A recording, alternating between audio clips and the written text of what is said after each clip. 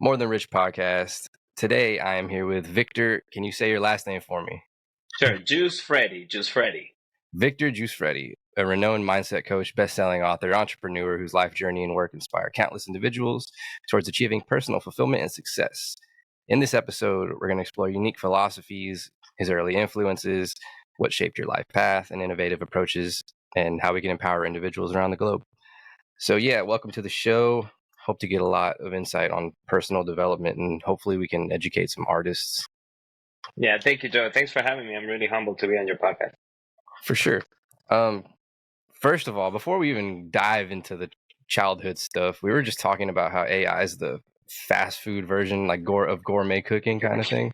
Yeah. It's funny, that analogy that we came up with, because we talked about how Riverside automatically edits the videos or things. It cuts where it thinks it's interesting, and how you as a creator or an artist and have the actual capacity to choose what the best moments are, because AI can never really know that. So Yeah, even just opening the conversation, sometimes you can edit the script or like extend it or cut it. And I'm like, you still have to make a personal choice, right? Like, here's a good spot to start, a good spot to end. Do I want to put anything in between? Are the captions necessary?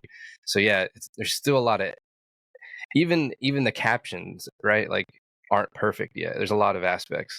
I agree, and that's the advantage that we have over the AI. I think people are very concerned about AI replacing them in a way, and while it's replacing basic functions, I don't think it can ever replace the real artist, the one that translates the abstract into an actual vision or the outcome that you want. If anything, I would argue it helps you formulate, create everything from conceptualizing the vision, right? Like, it's not just a helpful tool anymore. It's your lyrical, like literal, like a miracle buddy in a sense. I don't know how else to describe it. Yeah, I've tried it both ways, and for example, for writing, I realized that while the result is good and it's well written and whatnot, but it doesn't necessarily portray how I feel, what it is that I want to communicate. But on the other hand, if it's a tool, it helps me generate outlines or ask myself questions that help me create the content that I want, and also learn about what it is that I need to learn to make that content happen. Nice. Yeah. So then let's jump into how you all started and interest in writing and everything from early childhood. Just take me to the beginning where you like started to find your passions. How did you know you were good at something? Oh man, well, I'll take you to the beginning, but I'll keep the succinct. I was born in Mendoza, which is a small province at the west of Argentina, and is very known for Malbec wine. Wow. Yeah, and at age 8, so I didn't have a dad until around 2 years old, and then at age 8, my dad uproots me, and then we start traveling around the world and live in over 50 places, worked in over 40, and by age 36, I had not only worked my way from janitor at a factory to corporate America and designing things for luxury automotive, but I had also launched a number of businesses, some inventions, and also faced and overcame divorce twice. So by 36 years old, I was pretty seasoned, and um, that's what led to me becoming a writer, because about a couple of years after the divorce, I'm engaged to someone else, and now the kids are involved, right? I have the kids live with me, and I'm fully responsible for them. So I've become their mom and their dad. And my then partner tells me that she's leaving, and this just hits me like a brick in the face, because I had worked so hard to make things work up until now. I had already overcome 2 divorces, and this time around, I, something was happening that was going to affect the kids even more. So I faced my darkest night, because at this point, I truly believe that I am the problem. Everyone told me I am the problem. And if I look at my track record, well, yes, I launched businesses, but I don't have the businesses. And I got married, but I also got divorced. And I worked all those jobs, but I also got fired or laid off or whatever the case. So maybe I really was the problem. Maybe the world will be better off without me. And I considered just ending my life. So at that darkest night, I sit on the couch after this fight, and I'm just sobbing in my hands, and in a way asking for forgiveness for what I'm about to do, and also for having failed as a man so much, even especially when I tried my best. Because if you told me I was lacking, or I was into drugs or I had vices, that would be one thing, but I didn't. I really had given it You're my very best, and genuinely trying it. yeah, and failed miserably. So as I'm there and I'm thinking, well, maybe $1 million is gonna help the kids. I'll give some of that money to my ex, and she can buy a house and care for them for a couple of years. And at that moment, when I resented my life, when I said I don't want it anymore because there's nothing else for me to pursue. I've done it all, and I still haven't found my purpose. In that moment, my purpose found me.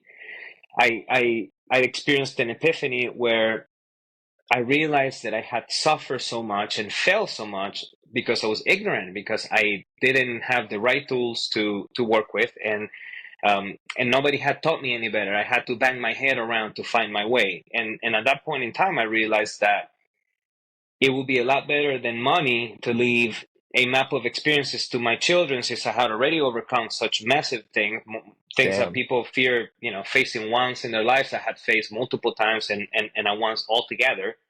And that's how my book No Grail Without Dragons surfaced. At that moment I knew I had to write a book, and for the following 2 years I devoted myself to learning to write and editing it and putting it together, and I got it published September of last year.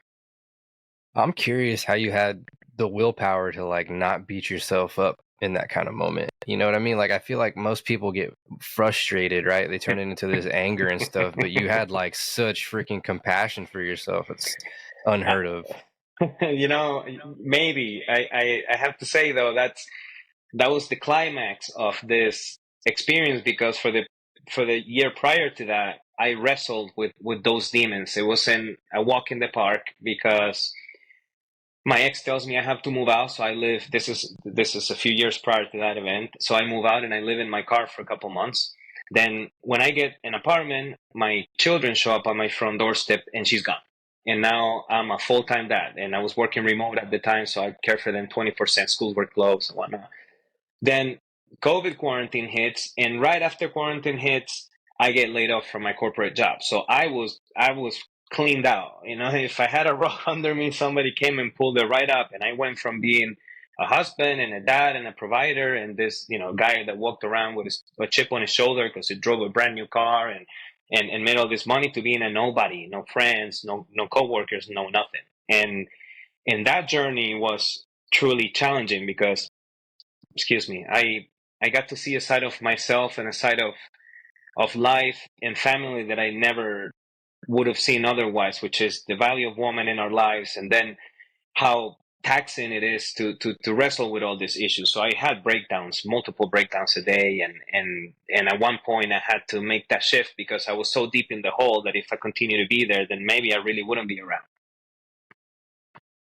Going backwards a little bit, what's like maybe the roughest aspect of maybe like traveling and your earlier jobs and stuff, because it took a lot to get to where you are and you kind of just glanced over it, but there was a lot more struggle that you went through, I'm guessing, than just that. Yeah, in a way I was carried by a higher force, if you will, right? And whatever you believe that to be. But in many cases, I've realized that we do things and then or overcome certain situations, and when you look back, it's sort of incredible that you overcame it, right? And you wonder how. Moving around since an early age sort of primed me to be able to adapt and overcome and learn quickly, but also created a bigger sense of existentialism because I didn't belong anywhere, and I never fostered a solid set of friends. I had friends for, I don't know, a year, and then I had to move, and then I had friends for another year, and I had to move. I never had a romantic relationship, and so on and so forth. And then being pulled out and brought into the United States, I went from being a teenager hanging out with the few friends I had made that year to working full time here. And I think at some point I must have gone into autopilot because I just sort of look for the good things to hang on to while trying to overcome the issues that I was wrestling with. Do you think being foreign had anything to do with your experience? Maybe even being like taken advantage of in an aspect, like love life. Do you feel like any of that had any part of it? Yes, I think it contributed a lot. I not taken advantage of, but that comes with that ignorant side of things. Different cultures have different rules and different ways to do things. And what makes a culture is a common set of agreements or rules that they all follow, so we can all get along together and we have to stab each other, run over each other with a car. And when you come from a different place that has a different sets of rules, or uh, our expectations of behavior from other people are not what they actually are in a different place, then that leads you to behave in many ways that are inappropriate. Inappropriate, obviously, for the circle that you're in. And that was definitely a challenge because, um, especially in relationships, because there were many things that I carried with me unconsciously that I had inherited from those around me and that I reenacted, but for some reason always yielded negative results. And it took a while to realize that this society behave in a different way, and having to adapt my perspective to it. That's pretty interesting. So, like, what are the cultural aspects, differences? Like, maybe elaborate, like, what a Argentinian housewife would be like as opposed to an American, you know? Well, I'll start with the first thing that shocked me when I came, and it was people splitting the bill according to how much they spent. And in my teenage years, because that's what I can base it off, right? I moved to the United States at 18, so I don't have a lot of experience in adult life when it comes to other countries. But funny enough, my second wife is from Argentina, so I can tell you a little bit. But it gave me a hint of how much people valued money, and then how Wow. sometimes they put their emotions aside in favor of money. Because I don't know if you've Wow. ever been in a good way. I mean, I perhaps know, I know, I know, I know. unconsciously, right? Perhaps unconsciously, and it's something that you notice when you come from not having a lot, from a country where you just can go and get a job, or my example, I didn't get books until I came here because books either weren't readily available or they're expensive, probably 2 or 3 months worth of a Yeah, salary. we don't Um, take advantage of that. yeah, it's almost like you want water, and all of a sudden you find, you find a big lake, right? But in Wow, it's this a good one. case, I noticed that people really didn't feel comfortable, and it was almost the best of two poisons, because either they asked for the money and everyone sort of felt like, okay, fine, here we go, or they pay for it, and it was even worse because sometimes that will foster resentment into them, or think, I'm doing all this for all these people and never get anything back. So that's one of the first things that hit me, and there from there on, a lot of differences, a lot of positive ones too, because I can tell you that other countries are close to anarchy as it gets when you're in the street. I had When I moved to the capital of Argentina, I went from a small town and village where everyone knew each other to this big city where you meant nothing. And I got robbed at knife point once, and then I had to learn how to fight, and then I had to learn, where the gangs hung out, and I walked 5 miles to school every day, so I had to know how to defend myself. And you become part of your environment, right? Product of your environment. And houses have fences on the windows, or you cannot leave your car outside because somebody will steal it, or you can have a brand new pair of shoes because somebody actually might jump you for them. So coming here, that's the other side of that, right? The financial stability, if you will. It's what allowed people to not act in such desperate ways, and also what allowed people to have a more, I don't know how to say it, but a more organized way of living, right? Where you weren't just trying to be the first, because if not, you wouldn't get anything. Yeah, just continue on like the differences though in terms of just, traditional women, because I feel like that's not spoken on enough, honestly. Just we don't actually know what other countries appreciate and value in terms of what is Yeah, traditional anymore. yeah. I love to, because actually relationships is probably my favorite topic, in the sense that it's the one that took me the longest to understand, and it's also the one that caused me the most pain, because each time I fell in relationships, it's a part of me died, and another part of me had to be reborn to learn how to handle what I've done wrong, and try to become that partner, right? Um, Culturally,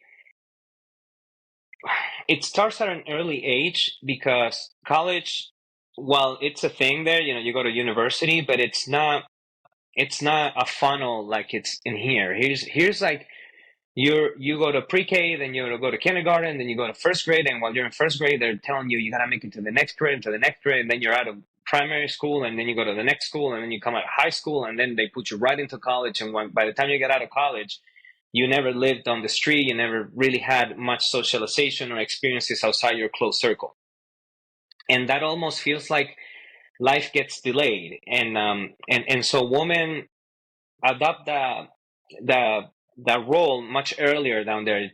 It's not uncommon for a woman to have kids in their 19, 20, 21 years old, and have young kids, or them being young when they have children. And that's because they're not in that sort of system, in the system of pursuit of something, and they have the chance to explore other areas of life. That's the first one. And with that comes the common, I wouldn't say misconception, but that other women are from other countries are better wives. It's not whether they're better or worse; they just have a different sense of habits because of how they grew up. And here, it's tougher for someone like me, for example, who seeks a different level of intimacy or connection, because this system makes you independent in many ways, but sometimes to a fault, where you actually don't want to take anything from someone else because you don't want to owe them a favor.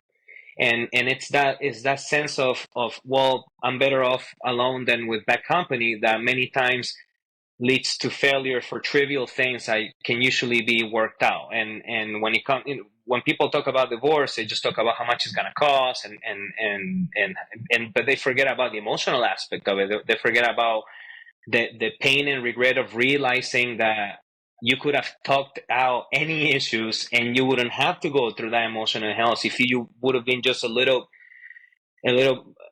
more present, or willing to get some self-awareness. So in Isn't it? dynamic relationship dynamics, that's the biggest difference. But I've also dated women from Argentina and other countries, and I ended up marrying one, uh, my second wife, and we still clash, and it turns out that it's not even a cultural thing at a nationwide side, but it's almost like how you grew up in your immediate environment, because you can date someone from an hour from here, and from the, I don't know, let's say a low income area of the state, and maybe they grew up like an Argentinian woman. They didn't go to school, they care for the farm, and they're going to have a different set of qualities than someone who grew up in New York City, and you don't really have to go to another country to experience that.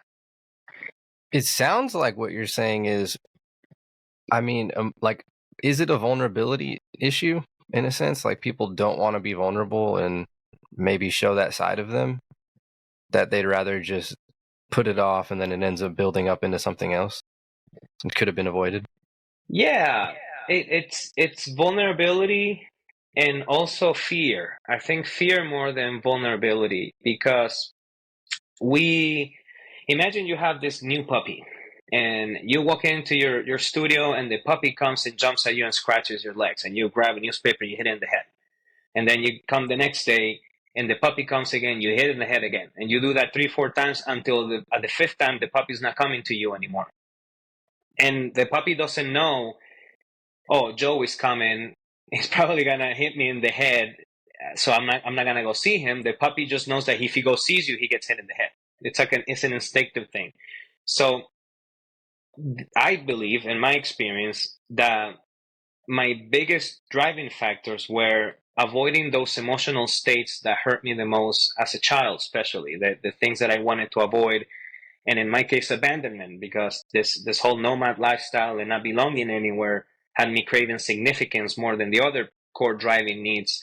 And that's why I behaved the way that I behaved, but also the way that I defended myself. Because if anything threatened that security of oh, I don't mean anything for this person, or I'm not significant enough, and they're going to leave me, instead of making me aware of saying, okay, what do I need to do to avoid this, it will turn into a defense mechanism, and what we know as self-sabotage. I can relate to that one. Was there any specific like pivotal moment, whether it's in your childhood or adolescence, either one, that was like I don't want to say influenced, but maybe shaped your perspective a little bit?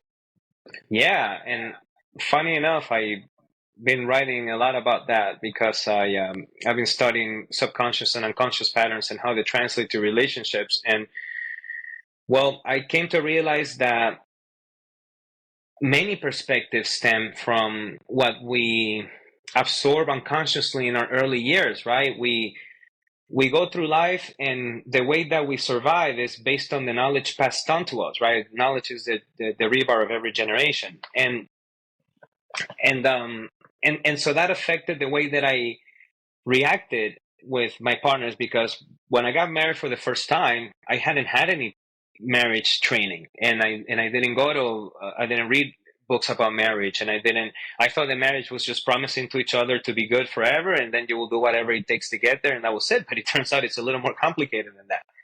And when I was presented with certain situations or challenges that I felt will either overpower me or wasn't ready for, this unconscious side of me is what took command of the situation. I think Carl Jung denominates it the shadow, and acted on my behalf. I don't know if it's ever happened to you that you snap at someone or you say something that you don't mean, and then when you come to your senses, as they say, you're like, "Oh man, I wish I wouldn't have done that, or I wish I wouldn't have said that." And it's almost an inevitable part of you. You realize it after the fact, after it happens, and so how I saw people around me handle their relationship is how I reenacted them later on, and that's what started leading to certain issues and needing to recorrect or fix my approach. Wow, I'm still just kind of mind blown on the entire journey, to be honest. Like, because you went so far at such a young age, right? Like travel wise, you've already done more by the time you're an adult than most people have probably ever seen in their lives in America, to be honest. And that's another interesting aspect is like we're so accustomed to not getting out of our own bubble here. Like I'm sure people in other countries, whether they have resources or not, they make it a point to explore, right? Do you think Americans in a sense are trapped in a cage, whether it's in our own heads or literally? Do you feel like we don't get out much Well, have you ever heard? compared to the rest of the world, the perspectives, you know? Yeah, well, have you ever heard of the Matrix? Oh no, yeah. Where are you going with this one?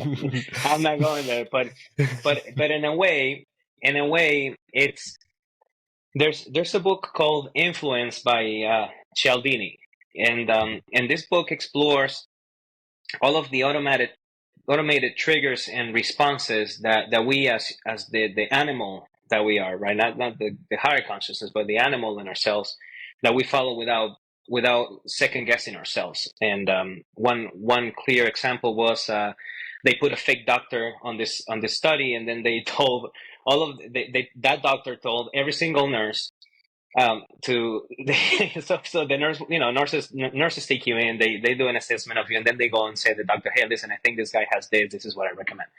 And in this case, this actor doctor will prescribe the same thing to every single nurse. He will say, "Go and put these eye drops in their anus," and against their common sense, these nurses went and got the eye drops, and then they went and they put the eye drops on the patients because they were doctor's orders, right? And so that's just one of many principles, but we are led and guided by all of these factors that influence our behavior. And when you when you come out of college with a debt, a massive debt that you have to repay, and now you're entering quote unquote the real world, which is not real. It's just actually the same thing that you've been part of before, because you were 5 hours in kindergarten, 7 hours in primary school, 8 hours in elementary, then 8 hours in high school. So you like that puppy, you've been trained already to be within four walls, to follow authority, to don't question the people who are teaching you things, to be humiliated if you speak up or if you're an individual, right? And so you sort of become like that puppy. You don't want to face those things anymore. You don't want to face those emotional states, and we start conforming to a smaller and smaller bubble. So by the time you get out of college and you have this huge debt, how are you going to go explore the world? One thing is taking a vacation 2 weeks a year which anyone can do when their job allows them to. and if you're not broke enough, right? But another thing is to grab a backpack and say, I'm just going down south and see what happens. Or for example, sold all my belongings after my first divorce, and I went and traveled 2 years without any boundaries, just because what else is there to do? What else do I have to lose? And that's the bottom line. Is uh, most people don't have that freedom of not having anything to lose. They already have all of these things that they've been given for the last 20 something years. You have a debt, you have a job. And if you don't pay your job, your debt isn't paid. If your debt isn't paid, your credit goes down. If your credit goes down, you can buy a house and you can build the American dream. And so I think they prioritize more than in other places.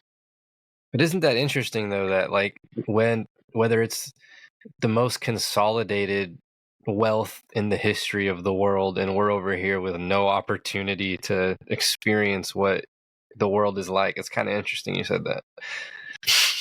Well, yeah. I mean, I don't know about politics or economics, but it is interesting. How did your family and cultural background influence your career choice, like in terms Yeah. of coaching?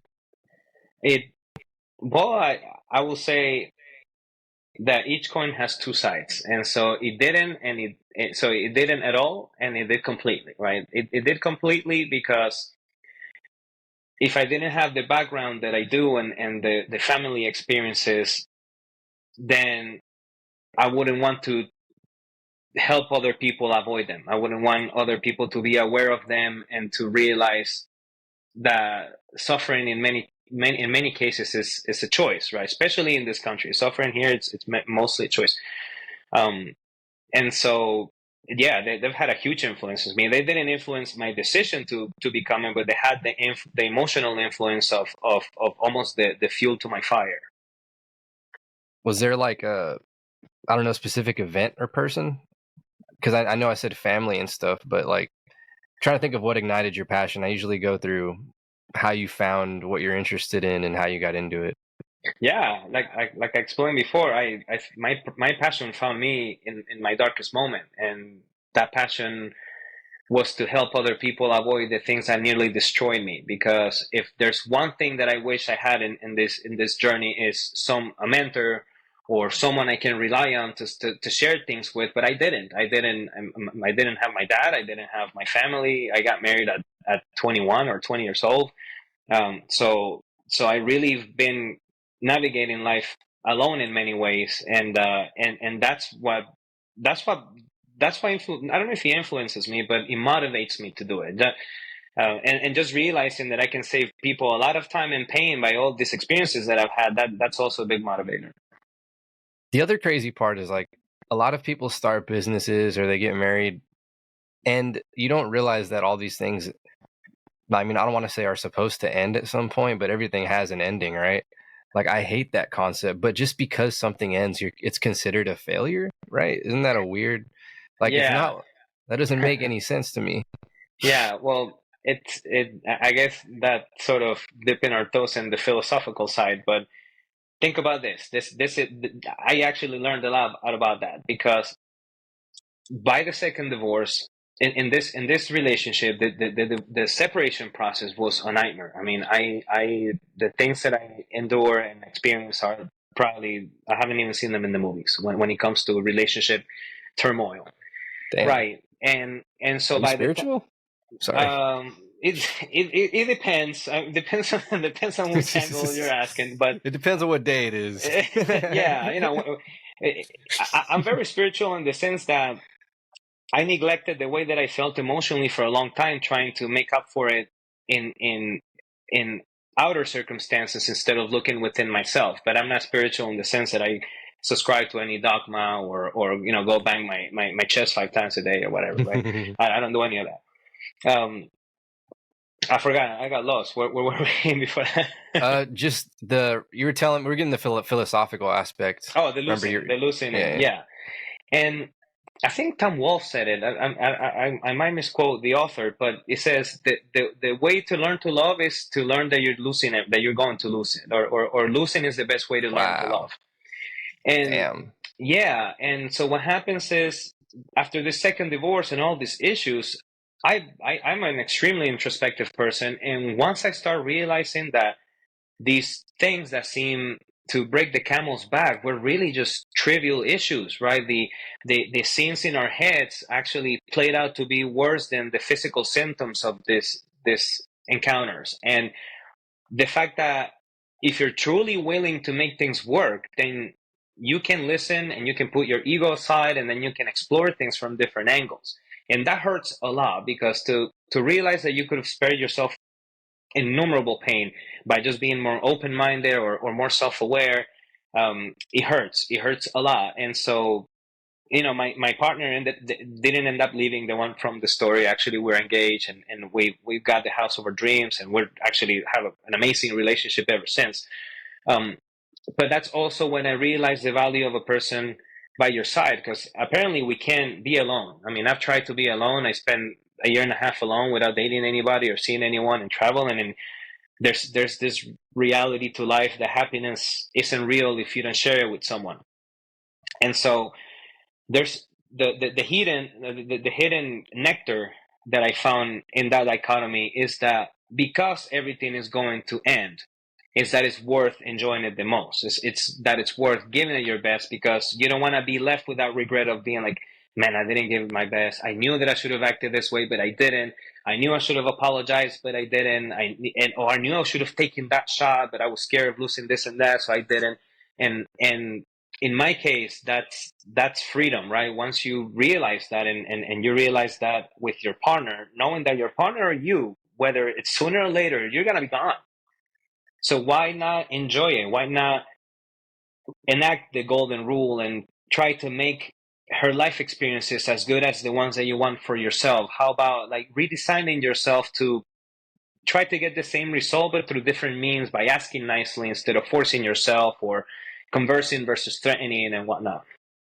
Especially because I feel like a lot of couples spend time arguing, right? Or they might stay in a certain state of disagreement, and that's just like maybe something they get used to. It's a passive thing. But the other thing I was thinking about was my grandfather was married like a lot, and the time period is way different. But it made me think it doesn't necessarily mean like you're some hopeless romantic, right? You could just be like also super trustworthy of people that, like in that aspect, I don't think it necessarily means like a devious person if you're getting remarried so many times. Do you know what I'm No, trying to get at? I get it. It's something that took me a while to also convince myself of, or at least understand, because you don't succeed in business if you don't launch multiple businesses and you fail. And the biggest successes are the ones that have failed a lot. Um, and that comes with a sense of vulnerability, and also understanding many things, especially that the other person, no matter what the contract is, whether it's a divorce, whether it's a lease or business agreement, if the other person builds that resentment that you said that people get used to inside for a long enough time, they're gonna do whatever it takes to get out of that, because it's almost a comfortable hell. It's like drowning. Like they call it Chinese torture, right? That they just drop a drop of water on your head until it becomes a hole. And that's when, at least on the male side, I can only speak for men, because I don't know what it's like to be a woman. I figure it's pretty difficult, because they have to deal with us, and then they have hormonal changes every month, and poor things can be helped. Um, but at least in our side, it's putting the ego aside a little bit, putting societal expectations aside, and all of these things that we inherit as machos, or the head of the house, and trying to take a different perspective into the relationship, and also what it is we're looking to achieve. Because I think, or at least personally, I never went into a relationship to break up. Even ever since my first girlfriend, I thought I was gonna marry that girl, and here we are 100 something later, right? And so Mm. until I understood that a person is with you because of the way they feel when they're around you, and when you're at the beginning of a relationship, I don't know if they call a honeymoon stage, right? You will go and take mariachis to the top of the Eiffel Tower for someone, and then 2 years later, you can get up to make a cup of coffee. And that's just sort of a realization that I had. Said, well, how it's almost like relationship atrophy. How can you keep your muscles and have your body working if you don't go and give it a little bit every day and you work out? And so how can you Es- keep your relationship alive if you're not willing to do what you did at the beginning most often than not? Especially because I think on average they say it's 4 years for the average marriage, 4 years if I'm not mistaken. Wow, And then that's that. relationships in general, I think, are 2 years. Oh, And yeah, yeah, and it seems about right to where you're like after about that amount of time, you're like, I know this person like pretty well. right. Maybe that's where that kind of boredom comes into play, though. But I also argue moving in with somebody is when it gets a little bit. You should probably wait on that one the longest, if because that's kind of what kills a lot of that mystery and wanting to see the other person when you get rid of it like that by being around them so often all the time. I Last thought is I'd also argue that had I been more mature earlier in my life, I'd probably already have a kid and be married. I just wasn't ready at the time because there was nothing wrong with the women I dated personally. Like, I can admit I was just too young and didn't know any better. And I don't know. There was like, if I could go back now, I would have done it all. Like, I would have, that's what's Yeah. interesting about it. You can't make those decisions in the moment. You just, Yeah, and you're not equipped to, and thankfully things ended and you learned your lesson and then you applied it to the next one, and that's the beauty of our life, is that we can fail and get back up again and do it again. Unless you stay in your head, then you're dead. um but yeah, I agree. I mean, it, it also, how I arrived at all these conclusions, and thankfully they worked, is because I had nowhere else to go. I had already taken every approach I could have, and I had acted the ways that I thought, and the way that I was advised to, and the way that some books said, and man, nothing really yielded the results that I was seeking, until I said, there's a quote, something like, be the person you want to find. And that's literal. I mean, that's literal. And there's a lot of psychological um, uh, research done to prove why we behave in certain ways, behavioral psychological. Um, and so once I understood that, that's when the battle with the ego takes place, and that's when you start having to have self-awareness and fleshing yourself and understanding how your childhood affected you, and the things that the way that you see things and how you see women and whatnot, and that's when you have a first shot of making it happen. But when it comes to moving in with someone, that's when you have a big clash of differences. We all like our habits. We are creatures of habit. Whether you realize it or not, you already have a pattern throughout the day. And try changing your garbage can from one side to the other. It'll take you 3 days to stop throwing garbage and where there's nothing there. And when you move in with someone, that's a massive change. I mean, you are integrating both of your behaviors and both of your preferences and both of your patterns, and then you're compromising to be with this person, right? It's almost like a pawn shop, right? You give, it's like, well, I'll give you this much. No. Well, hold on a second. No, I like to sleep a little later. Well, but I like to get up at 5. All right, let's do it at 8, right? Oh, I want to go see my friends. Well, I don't like your friends, right? It's that sort of thing. a lot of compromise. Right. And that's almost losing sight of what it is you're trying to achieve, because if you're honest with yourself, you've been compromising since your early childhood. And if you're at a job, you have to dress in a way that they tell you to dress. You have to hold a certain language. You have to speak a certain way. There are certain things you can say, certain things that you can. You'll have to tiptoe all the time because you don't know when something is going to blow around you. And if your employer wants to get fired, if your employer wants to fire you at any time, they'll just do so when they don't need you anymore. Yet you're sacrificing almost everything to fit in that role. So why not take a similar perspective and realize that it's not that you're compromising things, is that you're sort of redesigning yourself to get what you want. You're not, yeah, sure, you're giving the other person more of what they want, but if you enact that and your person trusts you and see, man, Joe is amazing. If I'm late, he doesn't mind. If I want to eat ice cream, we do it, and then you ask for something and it's reciprocal, then you'll always get what you want too. And wouldn't that be an amazing place to be? Yeah, you're making me wonder if it might be because the fact that just the way we're raised as Americans, like the way we're structured to work. And I was having this conversation with my cousin the other day about how it's hard to feel like you're being productive if you're not working all the time.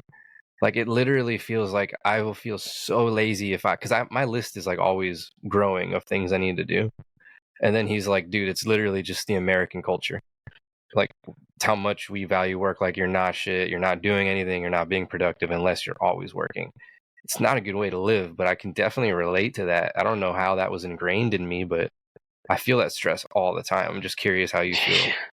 Yeah, and you're not alone. The people that I've worked with, especially in corporate America, they have this sense of overwhelming burnout. And the fact of the matter is, I when I worked in corporate America, I realized that, and I think in an episode of Rick and Morty, it says, "I've always suspected that what you can do in a year can be knocked out in a couple of hours," right? And all these projects that take 6, 7, 8 months could really take a couple of weeks because bureaucracy and people Wow, delaying and what, right? it's true.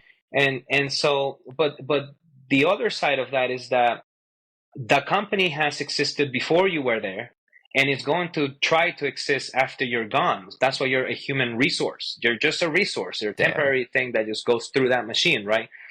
And the workload is designed to never be completed. I mean, seriously, do you know anyone that says, "Yeah, you know what? Today I finished my role. I completed the race of X and X and X, and now I'm done." And you can retire at 15, 20, Yeah, no 25. matter how good you did, it could have been your best day ever, right? In terms of productivity, you don't have a way to measure that. Right, and there's another influential um, factor here that's used against you. And let me give you an example. There's this study where some college students, I think about 60 students, get asked if they would like to serve as chaperones for a group of juveniles at the zoo on Saturday.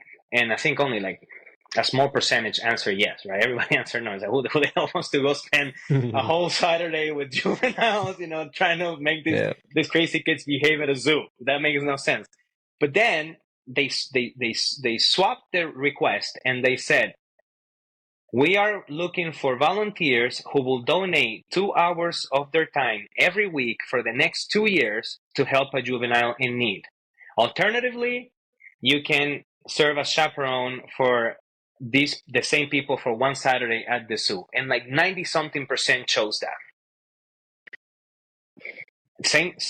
Same thing, but they changed the frame, they changed the angle, and now you're more willing to do it because you think that's the best way out. So when it comes to this burnout, they're giving you this massive loads of work. I mean, a lot more than you can handle in your lifetime.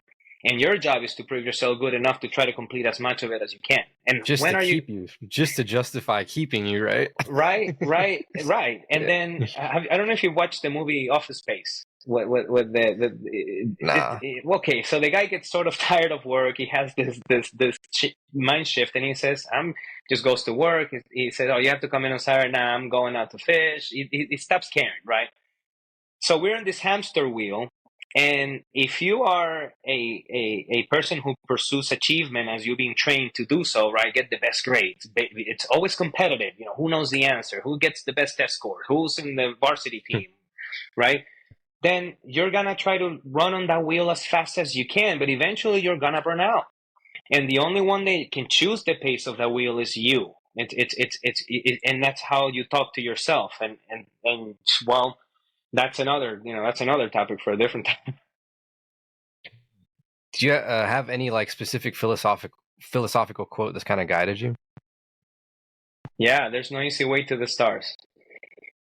What? That's a good one. I like that one. Yeah. Any specific authors though, or like I said quote, but any authors or books that you recommend personally that like really influenced you? Yeah, I mean, I read a lot, Joe. I think I probably read a book or two a week, but um, Damn. yeah, but there are a handful few that I keep going back to. Some are rather hard to find, but Alan Watts, it's someone who Wow. who connected the dots between Eastern philosophy and many of the things that we experience here. I don't know if it's his actual voice, but I know his YouTube videos. What do you mean? Like, I don't know if it's his actual voice in Oh, the YouTube oh, videos, oh. but I've watched a lot of YouTube Oh, videos on well, Alan Watts. I stumbled upon Gold, which is on Amazon Prime. There's the Wisdom of Eastern Philosophy, and it's actual video of him giving these classes. Whoa. And I couldn't believe this material is available, because if there's someone who I would have loved to have a chat with, is him, and to see him just explain these things and see his body language, and it's I'll just, definitely check that out. What is it yeah, called? it's Eastern is Eastern wisdom philosophy. I'm gonna butcher it, but just look up Alan Watts on Prime, and it's about Eastern Got you. wisdom, or Eastern philosophy Nice. and modern life, something like that. He gives me some Ram Dass kind of vibes. Yeah. Well, yeah. Ram Dass it's more on the spiritual side, right? He's it's a little more on that side of the thermometer, versus, even though Watts and Dass talk about the same, they talk about it in different flavors. Yeah, I just want Um, a brief background on Watts real quick. yeah, and then, so that helped me connect those dots, right, between Zen philosophy and the oldest philosophies of existence and the way that we live here. But another one that's really that helped me connect a lot of things at an intellectual level is Jordan Peterson, because Oh wow, Jordan Peterson, in Maps of Meaning, I knew it. he explains the actual architecture of how your behavioral system works. And once you start connecting those dots and you connect it to philosophy, you're like, that's Damn, what it is. Yeah. So damn. See, I listened to the audiobook, but it was super long. Like I didn't go through it all in one it's sitting, or like, intense. yeah, you It's really need intense. to dive into that multiple times, I feel, to understand it. But Yeah. Alan Watts, I guess he's considered a philosophical entertainer because Buddhist, Taoist, Hindu philosophy, that's interesting. And I bet he was able to, well, I mean, I know he was able to not just digest it, but give it to Americans in a Western way that was way more easier to understand. Because Yeah. Because uh, go ahead. one of the things I know is that Eastern side of the world, their professors, whenever students are in college, they don't really question like what they're being taught. But in America, we want proof of everything. It's interesting how you have to restructure lessons. Yeah. And in the case of Alan Watts, he's got sort of a mixed background, where he was a scholar, then he was in church. I can't remember what position he applied to. I don't know if it's bishop, but he actually went to the church to become that, and then he pursued mysticism, and then he started writing for some magazines and the modern mystic, and from then on he connected that to Hindu and Zen philosophy, and that's how he brought that sort of knowledge to this side of the world. He was a chaplain. There you go, Champlin. There you go. Nice. That's cool. I didn't know that though, but I'm definitely a big fan, and I didn't know nearly as much as you do. So I'm gonna dive into that later. But yeah, let's keep it moving. How do you go about discovering your passion for coaching and writing? Like, was that a gradual process, or was that like the whole darkest moment kind of, that was it? Yeah, I never look. I wanted to be a famous musician, so I got in the music business. I started designing studios. I recorded an album. Then I worked with actually known rappers in the northeast area of New Jersey. I'm not gonna tell you because you can. And and then I realized that was sort of a dead end. It wasn't what I wanted. I got there and said, well, it's not worth continuing to do it. And then I pursued extreme sports. So I wanted to race downhill mountain biking. So I did that for a couple of years. I made it to a sponsor team. I met all the biggest riders, and I realized that also was a lie. Because it's one thing when you watch on the videos with the slow takes and the angles, and one thing is actually being there for 10, 12 hours in the dirt, in the mud, getting bit by mosquitoes. You got to do like 100 Damn. runs to get 5 minutes of good footage. So the reality is that it's not you jumping in with the music and going around. It's really just a lot of hard work for maybe 5 seconds of inner fame, right? Or like legend in your own mind.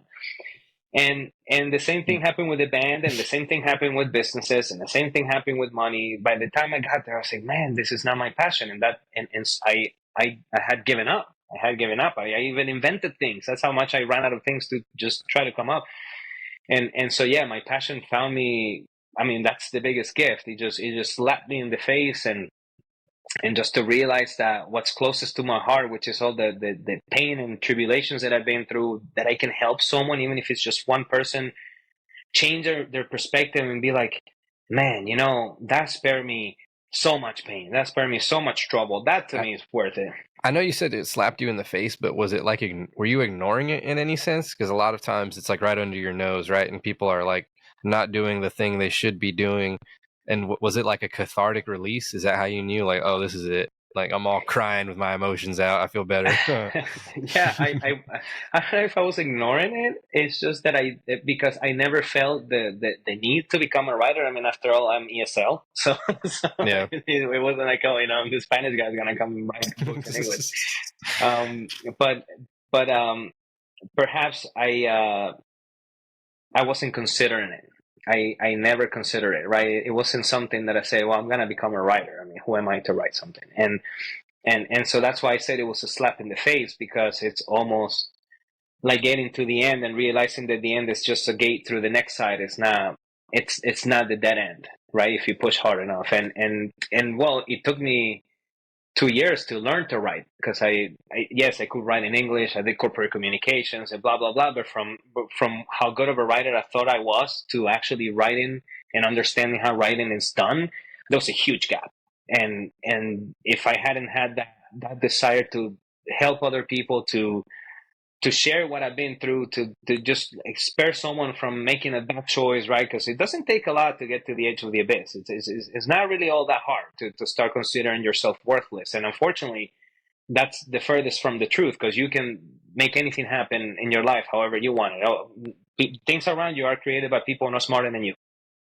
And so, How yeah, hard how hard is it to write a book in general? Like maybe publishing, maybe not so much writing anymore because AI can do everything, but is it as simple as like just getting some cover art designed and then uploading a PDF? Is that really, and you got a book out? no, well, I mean, I'll tell you my process. And so my process was to wake up every day at 5 a.m. and write anywhere between 1,000 and 3,000 words, and just dump it. No organizing it, just dump it. I say, okay, today I'm gonna tackle self-awareness, and how has self-awareness affected my past or my relationships. And I just start going at it and going at it until I run out.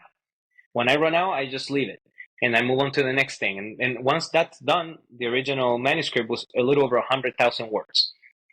And from that point on, you have to define what message it is you want to convey to the other person, because it's like a song. You might have this idea for a song and you want to try all these different melodies and all these different arrangements, but there's also something that works and something that doesn't, something that's going to keep your listener engaged and giving them that experience of merging with the music, or just being witnessing the music, almost like the analogy we did with fast food and gourmet, right? It's not the same to eat a McDonald's burger than to eat a Gordon Ramsay's. And and so, in that sense, I started shedding the things that I didn't want and just trying to keep the copy elegant and concise, and just to the point, just to give the 20%, the 20% that made the 80% of the value, and get 80% of the junk out. And the book ended up being something like 40,000 words. So I deleted over 50% of the thing that I had written. And then you have to organize it, and then you have to structure it in a way that makes sense. So when you're reading it, you don't start at A and then you jump to Z and then you're a B. And then I went through it maybe 6 7 times to the point that I liked the flow, that I liked the message. And then the last thing was just choosing specific words, because it gets very specific. There's nothing that's left to chance in a book or any work of art. um, and editing took the longest. It really did take the longest, because writing only took me 2 months, but editing took me about a year or so. Like to decide what you want to keep, what's important? Yeah, and how to craft the copy to deliver the message, to give you the best of the essence of what I'm trying to tell you. And that's probably the hardest part. It was just making sure that it's something enjoyable, and that all of that work you're putting in is something that the reader is going to be engaged in and want to read about, versus just throwing all your work in the garbage. And that's why I don't think AI can write, because yeah, sure, it can write you an ebook on basic things, but when you're trying to explain to someone else these emotional experiences and this mindset shift that can only take place in a human being, then AI cannot accomplish that. You know what else is crazy is, can you read music? I can't, but I can play. I can hear a song and I can play it by ear in probably about a half an hour. It's Play like what instrument are we talking about? Guitar or something? so I played all instruments, but the one that I play most is guitar. And my Wow, genre, believe it or not, is heavy metal. I love heavy metal ever since I'm a kid. that is And I can listen crazy. I can listen to metal songs and just get the riffs right away. I think it's actually really ironic that I can read music, that I can play like that. And my fiance, she's always amazed, and I've played in bands and whatever, but no, I can read music. So Actually, it's on my list to learn. so you just can grab an instrument and just jump in like improvising. Yeah, yeah. Well, yeah, That's it's my insane, dude. That's a hard skill. Like not many people have that. So you even taught yourself some kind of unorthodox style, I'm guessing, like you might not even hold it right or something. You never were formally trained. No, no, not formally trained. And matter of fact, now that you mention it, I've pretty much taught myself how to do anything, riding the bikes and launching businesses, designing apps, whatever it was. Um, but it's just this thing that I like to get my hands on things, and once I start experimenting with it, I sort of get the flow, almost like riding a bike, right? Somebody can explain to you theory about riding a bicycle and show you graphs, but until you actually sit on that bicycle and you feel that center, and like you let your body adjust automatically to what you're trying to do, it's almost impossible. And so I've always taken that approach, and then I learned the science or the explanation behind, and I can gather both together. Damn, I'm impressed. I mean, Thanks. like maybe like singing, I can get pitch by ear, but yeah, that's crazy. But reading music is super hard. Can you explain educational background, how that influenced your coaching techniques? Yeah, I can connect the dots in many ways with my formal education, which is just high school. I went to two high schools. The first high school I went to for 3 years was a rich, snobby high school that you could only get in by invitation. And because my grandparents were merchants of the town or the city, they got invited. So only the Ivy League, if you will, right, will Damn. go there. Yeah. And then when we moved, at the third year, I went to probably one of the poorest cities in whole Argentina. And in this school, we went in an hour and a half earlier, so we had to be there at 7. So we get there 5:30 or 6 o'clock sometimes in the morning to steal windows from the other classrooms, so we wouldn't be cold in the winter. Wow. Right, and that's formal education, but I consider my education to be what I read, what I test on myself, the different approaches I take and see what resonates better, what works, what doesn't work, and that influences everything because I've gotten certifications on neuro linguistic programming, life coaching, uh, a bunch of things just to put labels to the things that Can, I've learned. can I guess your Myers-Briggs? Do you know your MBTI? Can I guess it? Go right ahead, but I don't think you can guess it because I'm surprised at it myself. But go right ahead. INFJ? So originally, I'm an INTJ. Damn. But INTJ, I mean high degree INTJ, and after the experience and after raising my kids, because I feel like I developed my emotional side a lot more. I wasn't as calculated and analytical as before. Then I'm almost at the middle between INTJ and INFJ. Yeah, the only reason I said F was because I feel like the reading and writing was such an F trait as opposed to like the T. I just associate with more tinkerers, right? Like Yeah, right. my cousin is like a freak with technology, or like even OCD with wiring. Those are like little things that I pick up on TJs. Yeah. Yeah, yeah, yeah. That was my predominant Myers Briggs, and then after that experience, it's almost like I had forgotten about the other half of my brain and the emotional side of my brain, and I started allowing myself to experience more, to be vulnerable, to cry, to laugh. Because up until that point, I didn't even cry. I mean, dude, it didn't matter what you threw at me; it didn't face me. But on the outside, and the inside, it still hurt just as much. It never stopped hurting. That right? Things that happen, the separations, losing a job, whatever it was, loss never stopped hurting as much as it did at the beginning. But on the outside, I was able to compose myself or talk to myself in ways to not catastrophize things, if that makes any sense. And then Yeah. when I took the 16 personalities again, the extended one, I came right smack in the middle. I couldn't believe it. Do you think it's a fair like observation test I don't know, maybe like life coach in itself? Like, is it a good guide for people that are seeking guidance in their life? Yeah, I find it pretty because accurate personally. Like, I find it super useful.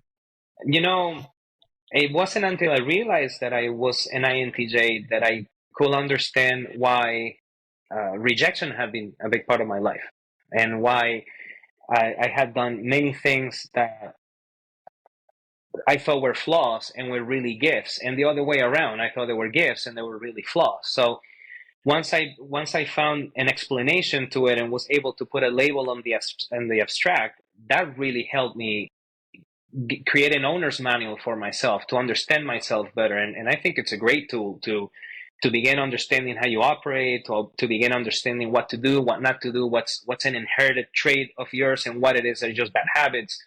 So of course, each person is unique, and you're also unique every second that goes by, proven by the oldest schools of thought or by modern science, right? Everything keeps moving. You keep regenerating. Every 7 years, every cell of your body is replaced. So you're always not the same person.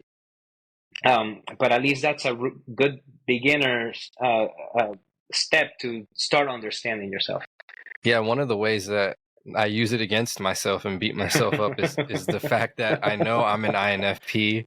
So I'm like, all right, if I'm known to be the laziest, I always am like using that against myself. Like, nah, we're not lazy today. Like, but Yeah, yeah, no, for sure. that's definitely one way to use it though. Like if you know what are the flaws or what you're known for to a detriment, like people that are just like you, it's a good way to avoid it, you know? Yeah, I imagine. I'll share something that I don't share often, but throughout this journey of fleshing myself out, I did the Enneagram, I did the MBTI, I did everything you could, and also did an IQ test. I And my don't even IQ know that test, one. Oh, the IQ. Got you, got you. an IQ, and I went, I did a certified one because I wanted one from. I mean, Like a good we'll talk. university or some test, Yeah, some we'll talk IQ, right? But and so my score was something like 140, and so I once I see the result, most people will be like, "Wow, that's so cool! You're so smart!" Blah blah blah. But to me, it was really almost a slap in the face, because if I was so damn smart, then how come I failed so much, right? And and the other part of that, it was understanding that as an INTJ, I was more analytical and lacked the emotional development, but also I lacked conscientiousness. And once I was able to see that, then I said, okay, cool. Then I can put the intelligence. So IQ only means IQ is your ability to create abstract scenarios, right? A higher IQ opponent will be able to be 3 moves ahead of you in a chess match. That's all it really means. It means that they can see into the future. They can plan more routes out and see which one could be best. That's all it means, right? That doesn't mean anything else. It's like a guy that can lift 500 pounds. Are you saying the conscientious aspect? No, the IQ aspect. Ah, got you, got you, got Yeah, you. because I see often people confuse IQ with this supernatural ability to, I don't know, do these crazy things, and it's really not. It's just your ability to strategize and to sort of see how things will unfold in different paths. That's all it really means. Yeah, if anything, I've seen that smart people are sadder, more depressed because what they have to deal with and what they know. Probably wish they didn't know so much, right? Yeah, the common indicator of someone with a high IQ is frustration, because you're constantly telling people, don't go down that way because there's a bear. Don't go down that way because there's a bear. And what do? They go right there, and the bear eats them, and then they call you to help them. Right. Wow, I'm the mediator, so you're telling me. I'm like, yeah, I'm the annoying one that does that all day. People are tired of hearing it. Right. It's like, But on the other don't go off the bridge. right, right. But on the other side, we're also lazy, or I mean, I don't want to say weak Yeah. because I don't want to be part of a group, but it's also INTJs are not conscientious. What do you IQ. mean by that though? Because I had know quite a few INTJs in my life. By conscientious, I mean that it's almost like you take the path of least resistance, right? You almost, everything is too much of a drag to undertake. You look so much into the future that it's just sort of such a big burden to do. And you know what? I'll just do the bare minimum, which is usually above average for someone who performs like that. But it's not fulfilling what you know somehow that you should be fulfilling, or pursuing the things you should be pursuing, or giving the effort you should be giving. Interesting. Yeah, I often feel like it's probably not your choice though. Like that kind of work, if you're pretty smart and you're doing things like that, it's probably because you have to and not because you want to, I'd feel. Yeah, yeah. Well, yeah. But I think becoming aware of it gives you a choice to change it. I get you. Even because even now as I'm getting older, I'm realizing like where I'm gonna be later in life. Like my own attitude toward a lot of things is gonna affect the people around me. So yeah, that's a huge one, really. Um, yeah, let's keep going. How do you integrate philosophy principles into the mindset of coaching? Well, philosophy depends on how you define it, because in my case, I define philosophy as the love for wisdom or the love for knowledge. And it also depends on how you interpret that word, because the word knowledge can have different meanings, whether it's knowledge as in you're learning a little more today and you're pursuing, bettering yourself through new lessons, or knowledge as in the knowing of things, right? Sophia. So the ultimate boon, if you want to say it, just knowing. It's just like knowing, the knowing, right? The arcane secret sort of thing.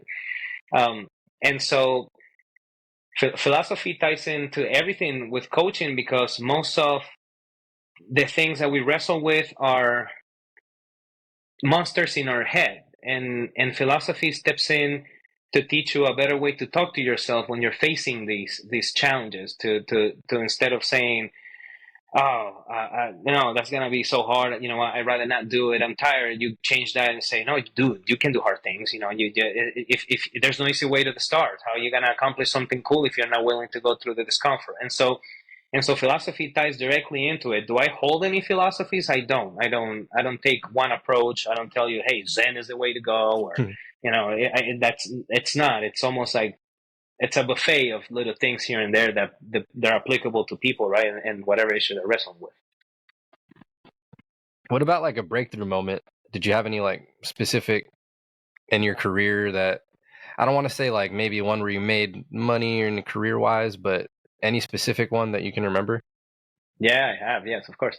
Well, as far as breakthroughs, mindset breakthroughs, that's what my book is about. It's the 33 breakthroughs that I had until that I went from desiring and looking for my purpose to actually finding it. That's what my book is about. But when it comes to finances, I've had many. At 24, I became a salesperson at a dealership and started making over $100,000. I bought my first luxury car. Then from then on, I went into the financial industry. After that, I launched some businesses that netted some big income, and that allowed me to travel often and to have this business of my dreams that I dealt with gear, like especially for law enforcement, and traveling often and having a store and whatnot, and so those were breakthroughs, but also dead ends too. Once I broke through that, it was that came that dissatisfaction of knowing that I hadn't found what I wanted, even when I got to the top of where I sought to be. Damn. Damn. And isn't that like that's pretty common though, is like we aren't happy with wherever we're at. Like there's always something more to achieve. Is that what it was? Yeah, yeah, right. And the challenge was getting to what I thought was unachievable, and not only my life really not changing that much because I didn't change how I feel, and but also not willing to go any further than that, because after I got my first BMW convertible, and I had it for 3 months. And then I drove the M6, and then I drove the one that was 120,000, then 140,000, and after that you're sort of like it's just the same thing, different flavors, and you run it for 3 months, and then what the things that used to attract you now become nuisances. Now the car is too big, it's too expensive, it uses too much gas, right? And I think that we're a lot of times victims of those idealizations, and we get ourselves into these situations where we think we're gonna feel a certain way when we get there, and it turns out to be the other way around. Wow. I could spend a lot of time on this topic right here. I'm actually curious though, in behind you, what is that? Is that like a snake trying to eat itself? Yeah, actually, my fiance painted that for me, but it's so this is an old symbol. It's in the cover of my book, and Nice. yeah, the Ouroboros, and so it's right. You can also see the Ansel and Zen philosophy, but that's pretty much it. A dragon eating itself. That's right. Interesting. And the meaning is like rebirth, right? Like infinite in a sense. Yeah, it has a lot of different meanings, but technically, that's what our cycle is. And what it symbolizes in the cover of my book is the fact that, well, the book is titled No Grail Without Dragons. So that means that you're not going to find your treasures if you don't fight your fears. And in order to fight your fears, you have to sort of redesign yourself. So you're in a constant process of growing and eating yourself at the same time. It reminded me of Jordan Peterson's in The Whale, where he's fighting to save his father quote. You know what I'm Oh talking about? yeah, yeah, yeah. The biblical quote. How do you interpret that? Oh, there's a couple of different ways to interpret that. I'll give you a real world example where I saved my dad from the belly of the beast, even though that's not what that means. Okay, so that means Mm-hmm. something else. But in my case, my dad had been the one that caused the most emotional harm in me, and consequently, I didn't grow close to him. He was my stepdad. They never told me he was my stepdad until I found out on my own at 11 through a friend. What? And yeah, What? he told I had this friend that we moved to this little village in off the center of town, and It's I like, that's make not this your dad, bro. Like, what? something like that. We move out, and he tells and we used to hang out in Oh the in the man. in the forest and whatnot. So he said, "Hey, listen, I got something to tell you." And I said, "What?" He said, "Well, uh, a couple of years ago, before you were born, my mom was a nanny at your house. So we had two ladies that lived in our house and cleaned and whatever, right? So my grandparents were very wealthy, and well, one of those was his mom, and she knew my mom when she was pregnant, and she worked there long enough to see me be born, and then 2 years later, my stepdad come into my life. So he dumps that story on me like that. And dude, in that moment, everything connected because all of these, the differences between my brothers, all of these situations, all of a sudden they all clicked. Yeah. And from that moment on, I mean, it's like the devil took me, right? And Wow. I had all this resentment, and I rebelled, and I didn't talk to him, and that's why probably I got married early, and I got all these jobs just because I didn't want to be around him. And so when this experience happens to me a couple of years ago, I decide to go and let him have it. So I call him and I just tell him what's been on my mind for the last 30 something years, right? Oh, And yeah, right. And my dad is like, he's a Christian, right? And so I just let him have it. And after that I feel a sense of relief, but I also still don't feel any better, right? oh no. You're right. So I say, man, and so I ponder on it for a couple of days, and I realized that just like in the movies when the insignificant one goes to the master, and the master just punishes him and puts him through the hardest of trainings, right? And then he comes on and slays everyone. That's what he had done for me. And if he hadn't done that for me, I wouldn't have been able to endure the things that I endured throughout life. That I wouldn't have been able to overcome them, or to have that resilience, or say, come on, you can do it, when my body could keep going but I couldn't go, right?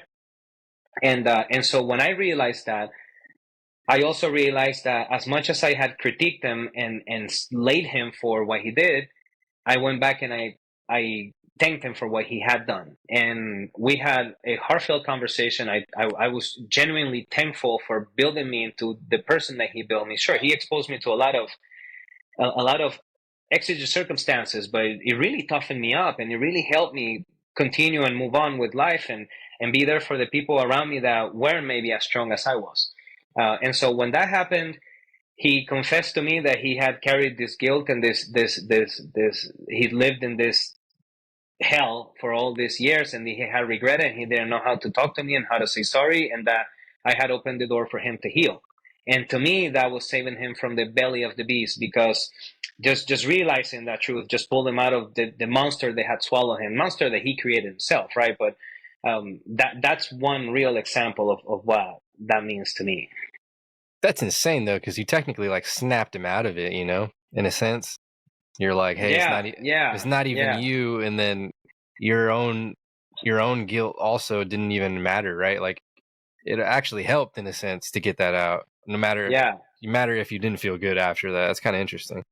Yeah, it was almost a release, and then understanding humans a little better, understanding that many times we enact our shadows and because we don't know any better, or we haven't learned any better from other people around me, or around us. Then that helped me forgive him too, because he didn't know what he was doing. He just did what came to him, right? And in many states, an instinctive state or an animal way of doing it. So yeah, just I thought that it was valuable to do that, and funny enough, that I found that peace I've been seeking all along just by forgiving him, which taught me that forgiving is really more beneficial to you than other people. Do you agree with the notion that we should be asking our parents more stories, like about them, about their life? Oh, oh yeah, and everybody, man, absolutely. We're all a different piece of this massive puzzle, and there's no way. I mean, writing a book just helped me realize how much work goes into it, and how I condensed 20 something years of experiences into an hour, 2 hour read, and we could sit here forever, and I will never be able to tell you all of that. But in 2 hours, you can actually grab a book and be like, okay, cool. I'm not going to the mountain through this path, because the guy that went through before says that there's no water, that there's poison ivy, and then probably lions at the top. Maybe I'll go through this side, right? And that's what writing the book is about. So absolutely, I ask. That's something I learned, is to ask so many questions. I get annoying sometimes when I ask people, but they open up and they like to share. How much of it is actually like based on your own experiences in life, as opposed to maybe just filler, like you have to put a character in there or something? My Is it book? all, yeah, is it all based on completely your Yeah, experiences yeah, entirely? yeah. That's Okay.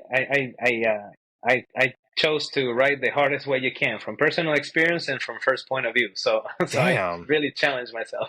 Yeah, nah, that's why I didn't assume that. I was like, did he really? Okay. I guess you did. Uh, Yeah. can you discuss like a case where you help someone overcome a deep-rooted belief of fear? Oh, there's so many. There's so many cases, but the most common one is the feeling of not being good enough, and Wow. that's the hardest one, because again, we're going back to this competitive nature of how we're brought up, and that we as humans often only complain about what goes wrong, right? We don't. Just like my dad, sure, I held this resentment for so many years that poisoned me so much, because I focused on what was wrong, but I never contemplated what he had done right.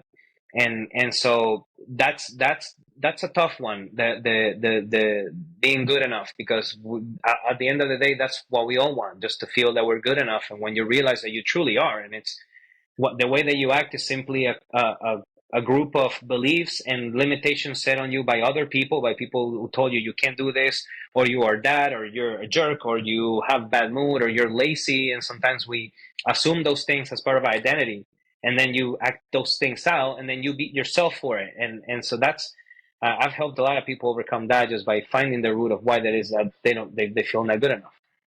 I also feel like that level of vulnerability like scares people because I don't want to say it makes you into something else, but there's just, I think, a lot of fear and judgment that comes with it. Like you're not allowed to be a kid in that aspect. Like once you become that vulnerable, you're literally a child, right? Like around your, Yeah, whether it's yeah, around family, around friends, whatever. Like it's yeah, super yeah. uncomfortable for whatever reason.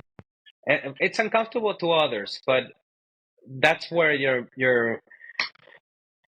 that's where you build that rock that you stand on, even if the world collapses around you. Because once you find that middle ground, that peace, you're spinning on your own center, then nothing else really bothers you, right? However, I think I forgot if it was Marcus Aurelius that said, "What other people think of me is their problem."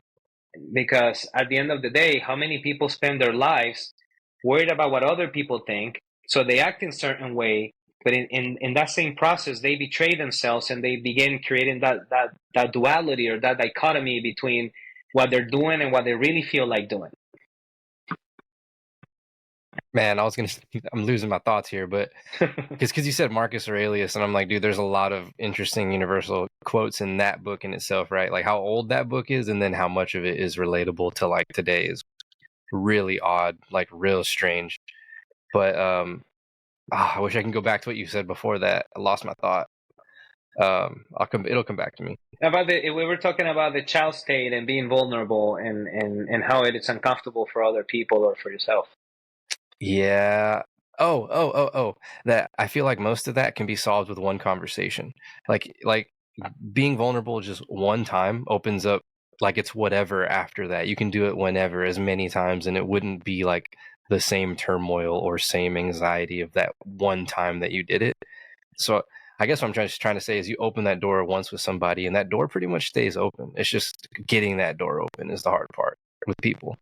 Yeah, and it connects you in a different way because you can tell when someone has their shields up, and that leads you to behave in certain way to respond to that type of behavior. And you know what? The Eminem movie, that clicked for me when I watched the Eminem movie 8 Mile years Yeah. ago, when he realizes that he's scared to go on stage because everyone points out that he's white, that he can rap, that he this and that. And what he does, he opens up his last act by dissing himself first. Yeah. And then giving it to the other one. And Sun Tzu said, if you know yourself and you know your enemy, you will win all your battles. So vulnerability comes from accepting that, right? And then taking it as lightly as Eminem took it when he threw it into a rap, and you turn it from a weakness into power. And people see that. People see that because they also see that you're human. They see that it's okay, that if there's something that admiring you, that it's okay to share what you think or what you believe. And that doesn't mean that you have to go get on your knees and sob your eyes out or confess everything that you've ever done in your life. It just means that you understand that the other person feels the same things that you do, and then you seek a way to give them the experience that you will wish to receive. It's a pretty good example too, though, because that's probably the biggest hip hop movie of all time. I'm pretty sure it's the biggest movie for hip hop. It's the only one I know. Yeah, but that's the reason too. Yeah. And I don't know, I'm trying to think of that final scene. He does basically just say, like, hey, here's everything you could possibly say about me. Can you come up with anything else?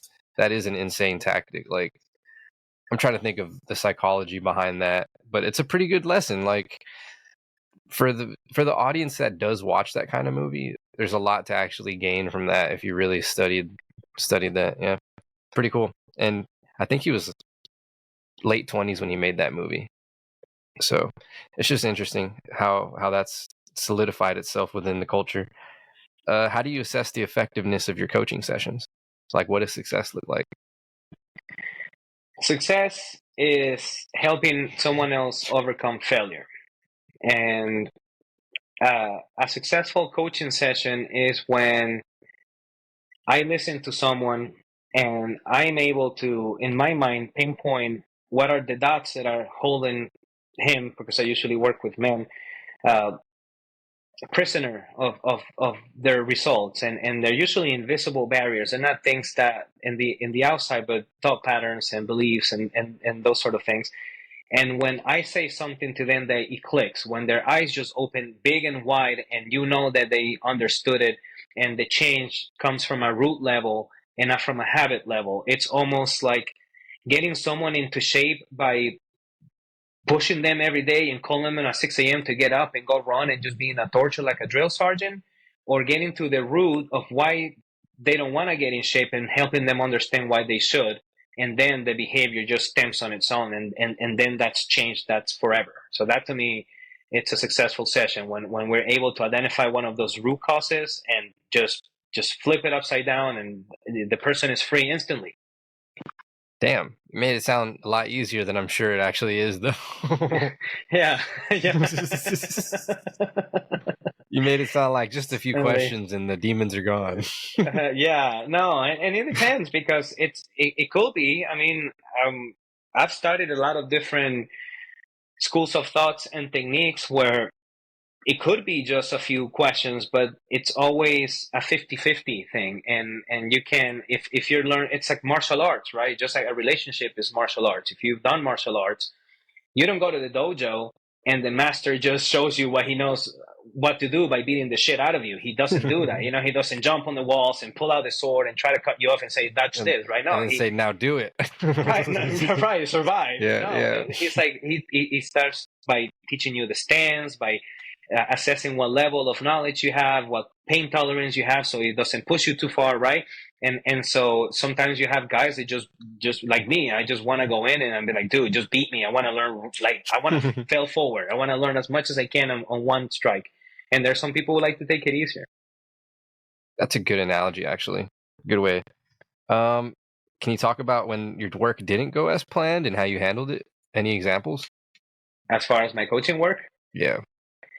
yeah, it hasn't go as planned when somebody is still on the fence about opening up, about being vulnerable, or when someone is unwilling to perhaps face something that they're avoiding to face. And that doesn't have to do in their willingness or their ability, but it's almost like a ripening time, right? They need to be ripe for the moment, or there has to be a leading process to deal with certain things, for example, abandonment issues, right? So sometimes that can go a little south because it really depends on how much that other person is on the defensive, or how much they want to share, or how much they want to work on themselves. Or they haven't suffered enough. Yeah, maybe, right. And that's another part of it, right? It's like when you have nowhere to go, is that you're willing to listen. But until then, almost everyone is your enemy and everyone else is wrong, right? You're a victim. Yeah. And so sometimes things go wrong in that way, meaning they don't go wrong that we're fist fighting, but you can tell that something is not effective because maybe my coaching technique or my coaching stage is not the right stage for that person. Maybe they need to get with someone like a therapist who will take a couple of years to take you through some stages and get the answers on your own. Damn. And yeah, versus someone who's still it's like an Olympic athlete, right? You can get in shape over the course of 2 years slowly at your own pace, and you don't want to compete, or somebody who wants to get in shape right away and they're willing to do the techniques or the tactics that it takes to get there. So it's sort of similar to that. How do you see the field of mindset coaching evolving over the next decade, especially with like AI, personal assistants, all these things? Man, I wish I could see that far into the future. But if I had to take a guess, You're gonna I duplicate mean, yourself into digital avatars and be on listen, all your clients' phones personally. you don't want two of me, I'll tell you that much. But I see that people are becoming more aware of the thing that we ignore the most, and is the invisible field of things. Or more people are beginning to realize how the universe is mental. It's everything that's in front of us today was a thought at some point, and that thought was an emotion, and that emotion became an action, and that action became a result.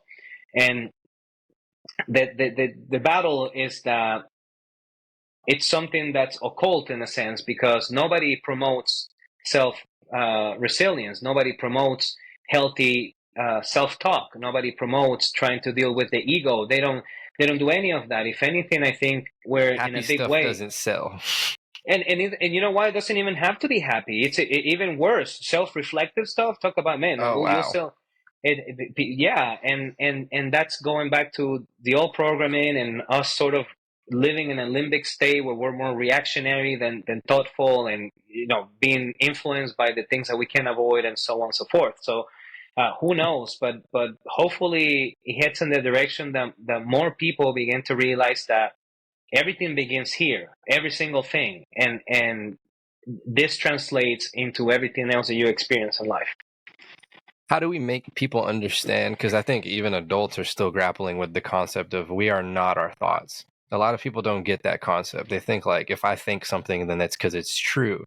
If I call myself a name in my head, it's because I am that, Like a lot of people beat themselves up. Yeah, and the way to realize is that you are your thoughts. Damn. Because you are literally everything you think of. So if you think that you're lazy and fat, and you believe the girlfriend that told you you're an asshole, and you believe the partner who told you you're a jerk, and the one that says you're self-centered, and that's how you label yourself, that's who you are. That there's no way around it. And if you start convincing yourself that that's not what you are, and that you're kind, and that you are empathetic, and whatever your good qualities are, both generate a different feeling inside yourself, a different emotion, and all it takes is to close your eyes and start talking down on yourself and tell yourself you're the worst of the worst, and your body just starts wrinkling and you start sweating and you start getting this agitation, and then start talking to yourself nicely and your body will revert. It's the craziest of things. So in Do a you, way is you are your thoughts. do you believe, like, I don't want to say karma, but do you think that's a real thing, like a universal thing, in a sense? Yeah, of course. It's called, and I think the New Age people call it manifestation. So the reason I'm asking is because this is a very weird topic. So had a family member and another family member stole something from him, right? But the idea of stealing was very objective to one of them, right? He felt like he didn't do anything wrong. So I'm curious about how you would internalize and interpret that. Like, it's super objective on somebody taking something that you feel was already yours, right? Like, one person can feel, you clearly wronged me, you have no morals, you're a bad person. The other one's like, I did nothing wrong, I don't feel anything. Like, is there still karma there? Like, Well, yes, I think so, because the one thing that we're not taking into consideration is how the person in the wrong feels with themselves when they're laying in bed at night, when there nobody else around, and they are with their own inner voice and their own emotions and how they feel about what they've done, and how they can relate that to something else in the future. Maybe they lose their car keys and think to themselves, man, I wonder if that's just a result of me stealing something, or maybe losing that very thing that they stole, or getting something stolen in return. We don't know that, right? That's the factor that we don't take into consideration. And I can tell you personally, every single wrong I've done in my life has come out somewhere else, whether I believe that was in the wrong or not. And I think there's universal laws that cover that. There's karma, as they speak. let's talk about some universal laws. Go for it. Let's go. Give me a couple of those. I'm glad you believe in that. Well, how can you not? It's the knowledge that it's been passed from the earliest schools of thought, and the things that they observe to be immutable things of nature, and say, hey, listen, you might not see it, but gravity is a real thing, and if you jump off this floor, and it doesn't matter how much you think you can fly and how much you don't believe in what you don't see, you're gonna hit the ground. And lying, for example, is another one, right? Yeah, sure, a lie, but a lie has the same effect that gravity does. You might not see the force connecting the lie to a result, but eventually all lies come out, and the bigger the lie, the bigger the issue, right? And so I think that the law that will apply to it will be the law of correspondence. Whatever you plant is what you're gonna reap. What you sow, you reap. I think is that what you say? Yeah. Reap what you sow, right? That one. Reap what you saw. That's it. That's it. I still have problems with the word reap. Sometimes I forget saying They're the American phrase. phrases. You get a pass. They're American. Yeah. But yeah, I think that's one of the universal laws, is that the law of correspondence doesn't fail. What you put in, you are gonna get back one way or another. That's interesting. Why do you think Western society just doesn't discuss this or skips over this entirely? Like, shouldn't do you think it's because it's not a heavily practiced religion in the Western world? Like, what specific aspect of that is missing that we don't know?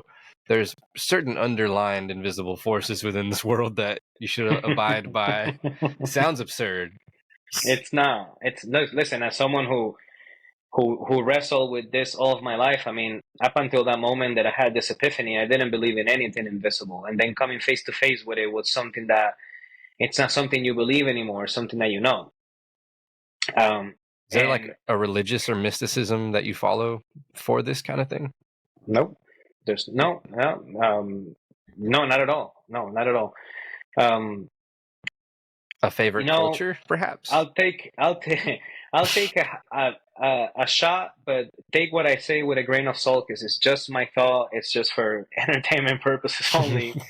But to answer your question directly, in the back of a dollar bill it says "One nation under God," or "In God we trust."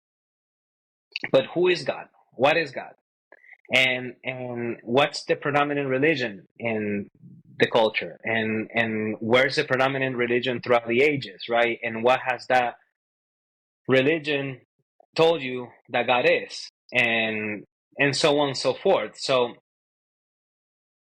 perhaps we don't explore those things because within certain constraints, this religious powers can tell you, for example, in some religions, thinking about your thoughts, it's going into your head and opening up your mind to demons. And so people don't even dare into that because there's demons in your head. So don't do that, right? Don't go into the occult, because if you go to the occult, you go to hell. And Yeah. hell is this never ending fire and flames that you'll be for eternity, just because this omnipotent and omnipresent God, for seeking enlightenment, right? Just for wanting to know something is what they're. even worse. It's like, listen, there's this force of the universe that loves you more than anything else, that can do anything, and it's with you at all times, and he gave his only son for you. But if you don't do what he says and pay me money, you're gonna go in these flames and burn forever. How does that make any sense, right? It's just 10%. Right? And oh man, I got something to tell you about tithing, because tithing. Go for it. But that's the premise, right? It all stems from there, and then what you're willing to explore or not. I mean, I grew up in a religious household. My dad was hardcore Christian, and if it wasn't because I hated him so much at the beginning, I would have never dared to go into like 7 religions and see what they were all about, right? I would have never dared to break from that mold, because I wanted to be pure. I didn't want to sin. I didn't want to go to hell. I want to be saved, right? All that crap. And the tithing, have you ever heard that we only use about 10% of our brain? Yeah. Okay.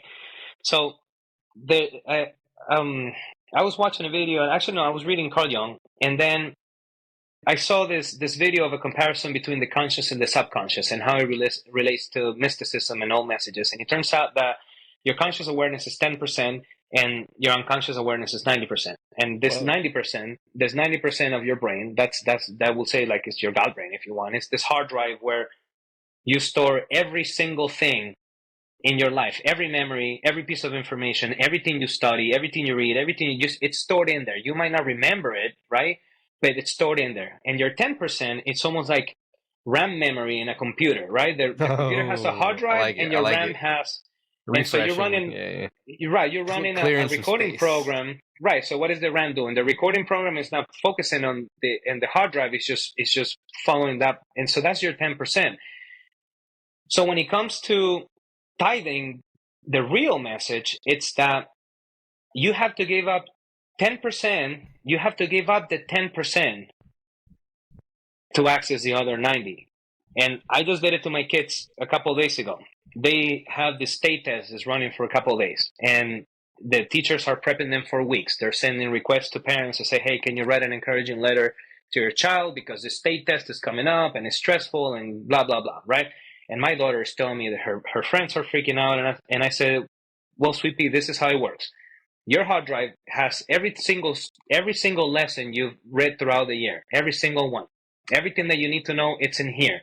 If you study for this test, first of all, you don't know what this test is going to hold. You don't know if it's 10 questions, 100 questions, whatever it is. You don't know which questions are those. So you might study for the 10 wrong questions and be clinging to that and have a hard time with the test. But if you give up that 10% to operate as RAM, this is going to fetch all the information that you've already had in your brain, and you're going to do it seamlessly. That's what's called being in the zone, right?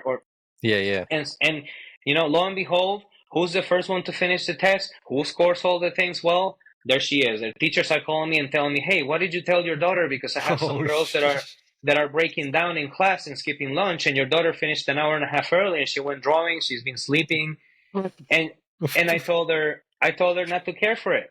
Just let me teach. Just let me teach. Oh, man, I told her. I'll be there at noon. I've had so many conversations with the principal, but hey, they need more male teachers. It's a real problem. Yeah, I told her. I said, just don't worry about it. You trust your God, trust your hard drive, trust your subconscious, whatever you trust your higher self, whatever. But she also did good. She also scored well. She scored well. She did well. She's been telling me today's the last phase of science test, but it's been just incredible, and she gets. And I tell her, don't take school seriously, because I know she's there to be indoctrinated. And what she gets. I wish someone told me that. I'm so mad.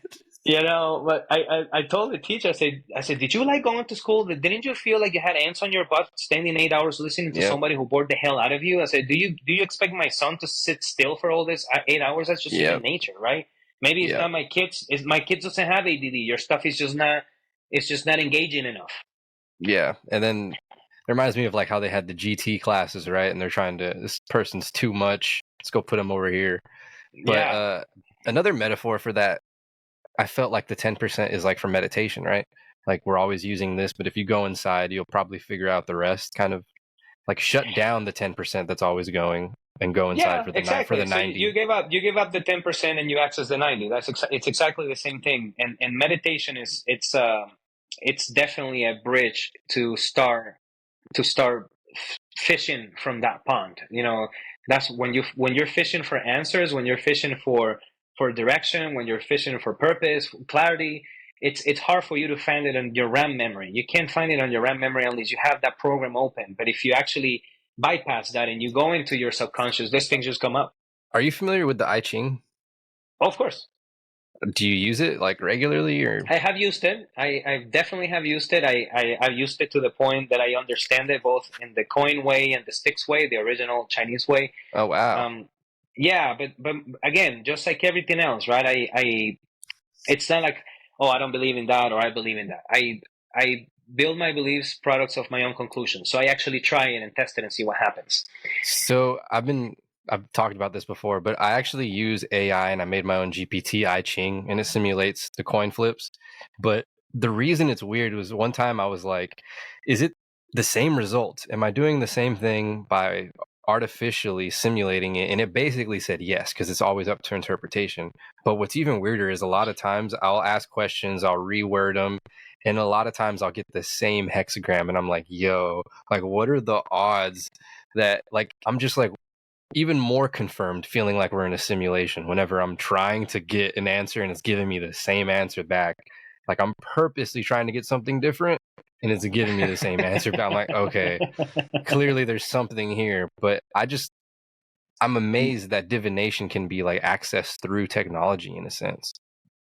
Yeah. I mean, I can tell you how it relates to the real thing. Um, Perhaps what I can tell you is that what I found in the I Ching to work is that it's almost a message that it's so well crafted that you can interpret it in so many different ways, and we understand things through our unconscious that our minds don't understand. If you're watching Batman, you somehow you come to believe that the guy is real, right? You become immersed in the movie and you become part of the emotions that happen, even though you're still looking at a full grown adult in a costume jumping around buildings. But there's something that speaks to you, something that you can relate to and connect to. And by the end of that movie, sometimes you're out with answers. You're like, oh, that's what I need to do. I need to go confront the Joker. The Joker is this voice in my mind that is always being mischievous, right?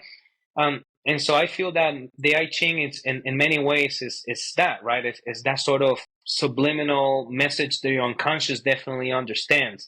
Um, The only reason I don't like downplaying it like that though is because it feels like some zodiac thing when you say like anyone can relate to it. That is right, how right, right, that right, is how right, it's right. made to be interpreted for sure. But I'm sure you know the aspects of different kings throughout time, using it to consult with it and make life decisions.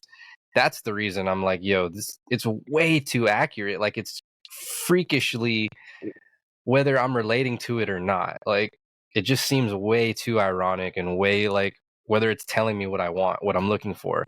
Even more so in those moments when I flip the coins, I'll be like, maybe what I'm thinking about specifically is the purpose of it, right? Like what is coming to mind? Something could be accessing me from whatever outside the realms, trying to put the thought in my head, trying to give me more information. But the reason I'm bringing this up is because do you anticipate like technology, spirituality kind of merging together? Like, what if we could talk to some oracle in another dimension or something that's like, hey, spirits are coming through and saying you should do this? Yeah, and I think that's all a matter of the allegories in the words of spirit and the words of oracle and the words of divination. Because when I looked into it, and I practiced it.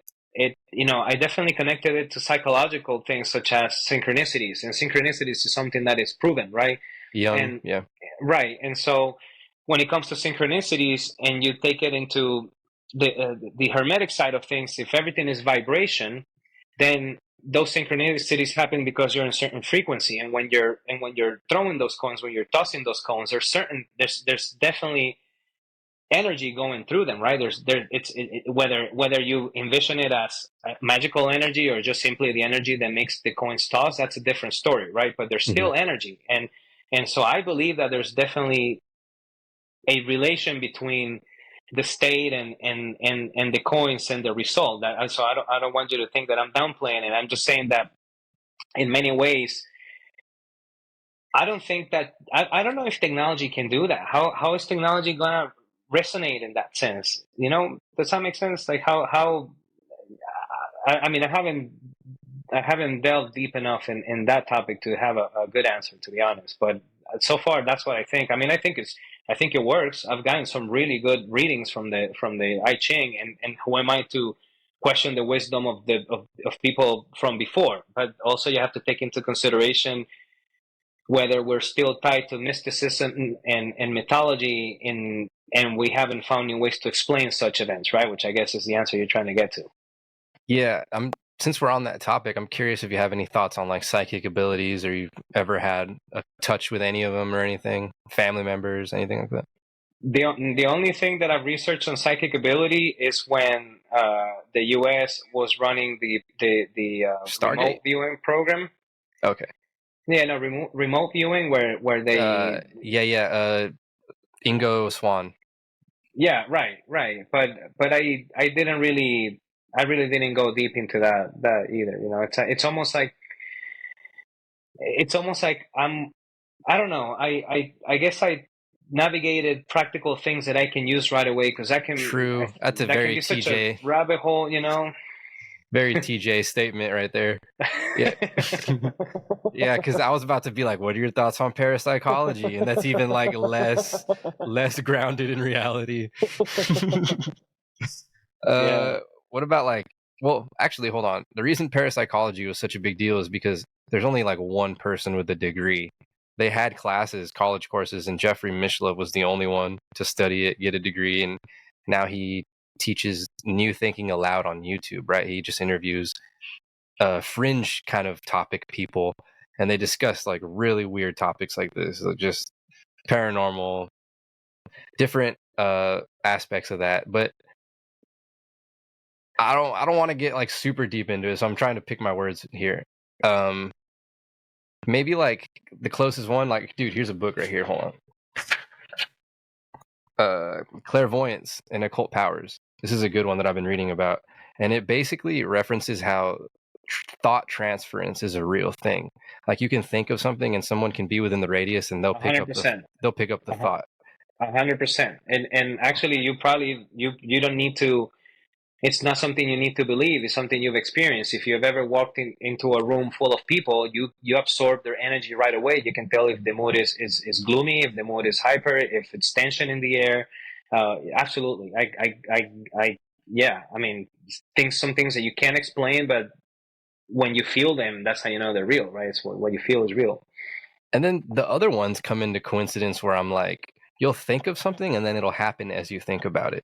Have you ever had that one? That one's like, Yeah, that that was one's creepy. more, yeah, that one's more like psychokinesis in the aspect, because I'll be trying to brush off everything. I'll be like, nah, I did not cause that. Like there has to be another, like you don't want to take responsibility for whatever just caused or occurred and stuff. But yeah, some of these are abilities that have been confirmed like thousands of years, and the eastern part of the world is totally accepting of these thought processes and aware that we have these abilities. But it's so interesting where I'm coming back to like all the money in the world has been consolidated in America and the history of the world, and we don't know anything about ourselves, like about how our mind works, where we come from, what's good about the environment, how to feed ourselves. Like it's so insane. Like we use our own resources to dumb down our own population. 100%. And I think that that's gonna happen with AI because the other day I realized how we truly are slaves of the machines that we built to help us, and not in a creepy way, but in a real. Like we feet on rely the on them. feet on the ground. Right.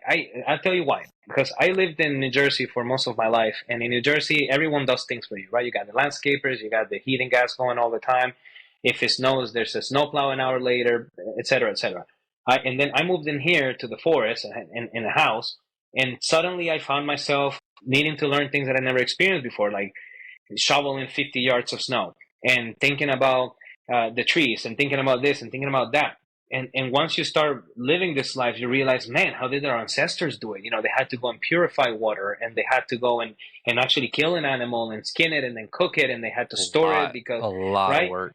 right. And so, sure, we're advanced and whatever you want, but we've also achieved this level of evolution, if you will, because of of the help of machines, because instead of going to chop 10 trees and taking us days to do it with a stone axe, now we just get a plow and they just run them over and no problem, right? And boom, here you got a pop-up house. But it's also the same process that has built us, or has made us slaves of that same system, because to break away from it, it's nearly impossible. I mean, are you going to go purify your own water? You know what I mean? That means that you have to live in a somewhat urban area. And Yeah. then are you going to go gather your own food, or you need a store nearby? And so that means you need to move a little closer. And what we're doing with AI, it's allowing it to do the thinking for us. So eventually, who's going to want to search for answers? Who's going to want to try and test instead of, I mean, writing a book now, not a good book, but again, fast food versus Gordon Ramsay, right? This is why they say we're the millennials. I think we're the last smartest generation or something, because like this is the first time IQ tests are going down in ratings. Yeah, yeah, isn't that funny? Well, look, in talking about mystic abilities of the East, IQ it's the allegory, or well, not the allegory, but the other way around. Seeing into the future is IQ. That's the same name for that abstract ability. That's what it is. You know what I mean? Oh And wow. You're like, that's where the word comes from, basically, right? that's exactly what it is. It's if you Oh have my god. 160 IQ person, he can see 10 steps ahead than a 150, and a 150 10 steps ahead than a 140. And so if you know how the game is gonna play out, because you have that ability, then that's what seeing into the future is. That's what a strategist is. That strategist Oh tells wow. you, hey, listen, these are the 10 routes you can take. And this one might unfold to this, to this, to this, to this. And then you're like, oh, okay, great. We're going to do this one. And if the strategist is right and has enough experience and is assertive enough based on failure, boom, you have a top notch strategist. That's what it is. One of the things you were saying earlier was that you think AI won't replace us. And I was also reading about how a prediction for the future is that most likely there's going to be like, I don't know, a giant company that has an AI bot that facilitates all the work that they need. So you go to a website and you're like, okay, here's all the jobs that the AI needs done. And the AI will be paying out for that work, or that it needs to be originally done by a human. Maybe it needs questions answered that it can't get or create. Maybe there's not answers yet for it. It needs the studies Wow. done. But that's an interesting concept of, yeah, we're being paid by the AI that doesn't have the answer. Like, oh gosh, well, I guess that gives us a little more power, right? Like, Yeah. And people are so worried about AI replacing us, and they don't realize that in the supermarkets, what used to be a line of cashiers is now self checkout. mm-hmm. And maybe they have one person at almost every store near me, and I don't live And in the an food's urban only area. more expensive. It's not like we're getting a discount to check ourselves Right, out. right. That's right. And so and then again, where if the sun comes a little too close to us and we get a solar flare, every electronic in the world is burnt. And then what? Yeah. Right? What And are your skills? What are you good for? how many numbers do you have memorized? You know what I mean? Right? And so so it's a whole thing. And I don't know. I think sometimes people worry about things instead of worrying about what they could do right now to make their lives better. Got a few more questions here. What are emerging trends in personal development that you find exciting or potentially transformative? Oof. The fact that people are beginning to open their minds a little more to other answers than the one that they've had easy access to. Some people are whatever your flavor is. There's not just one path to finding what you want to find, and a lot of people are more open to exploring different venues, whether it's meditation. I think meditation it's one of that's being accepted the most now, because personally, meditation for me had the stigma that if you said meditation, I embodied some guy high on LSD hugging a tree and doing ohms and just being ridiculous and dirty because it was hippie, and that's what was fed It's onto fair. Yeah, me, that's fair. right? And to some might mean talking to demons, right? Whatever that means to you. And when you realize that the word just represents an action, that's when you become open-minded to trying it and see what effects it has on you. And that's something that I think people are becoming more open to, because there's really no other way to access that 90% where that creativity comes, and the confidence and the clarity and that peace, and even just toning down your limbic brain. Because have you ever been in a town and there's somebody at the corner handing out pamphlets and he hands you one, and your hand has a life of its own and it just races to grab it until you stop yourself like, wait, why am I even grabbing this? Or why did I even grab this? And you just make it a little ball and throw it out. A lot of people live like that. They act and then think. And meditation increases the time between that novelty and your response. So by the time he hands you that, you actually have the infinite time to think, oh, I'm okay. I don't really want that. There's nothing in there for me. And you actually can say, sorry, man, I'm not into it. I'm good. And you move on. You're saying most people are living in a reactive state, just Yeah, constantly not thinking about decisions before making them. I agree. Yeah, they're letting other people make the decisions for them. They let them tell them how to dress. They let them tell them how to speak in a corporate environment, or even now in society. You can even say certain things because you get stones thrown at you. And how to think, because people don't have original thoughts anymore.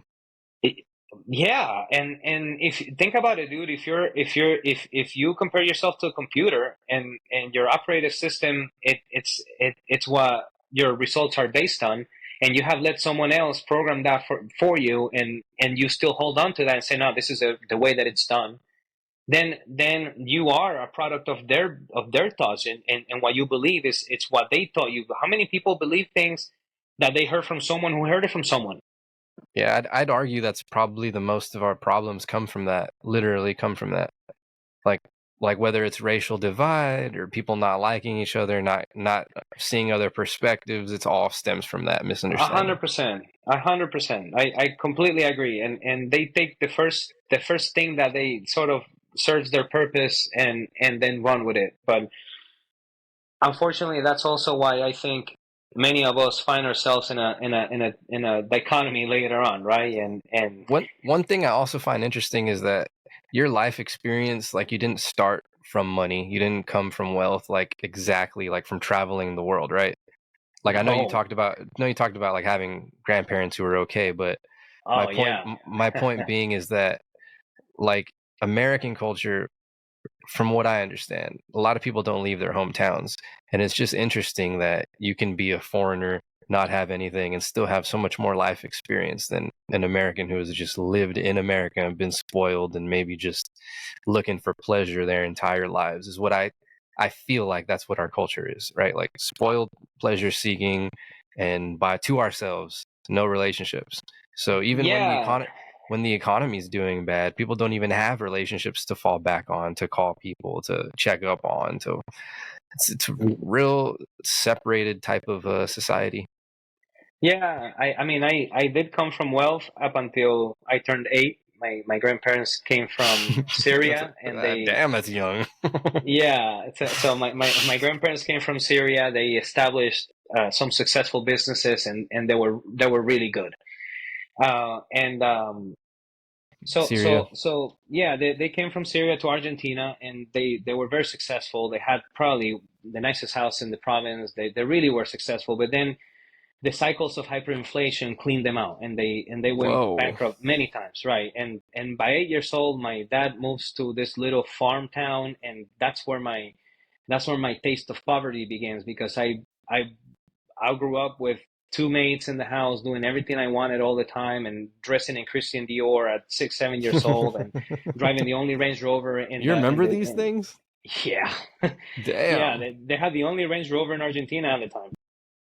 And then just going and hanging out with the cows and walking barefoot, and from there just making my way up by by not even enough, just trying to survive through every town that we moved to and every country and every job. And Can so, can you talk about just hyperinflation? Because we don't even know what that's like. Like you just talked about oh, having everything and losing everything.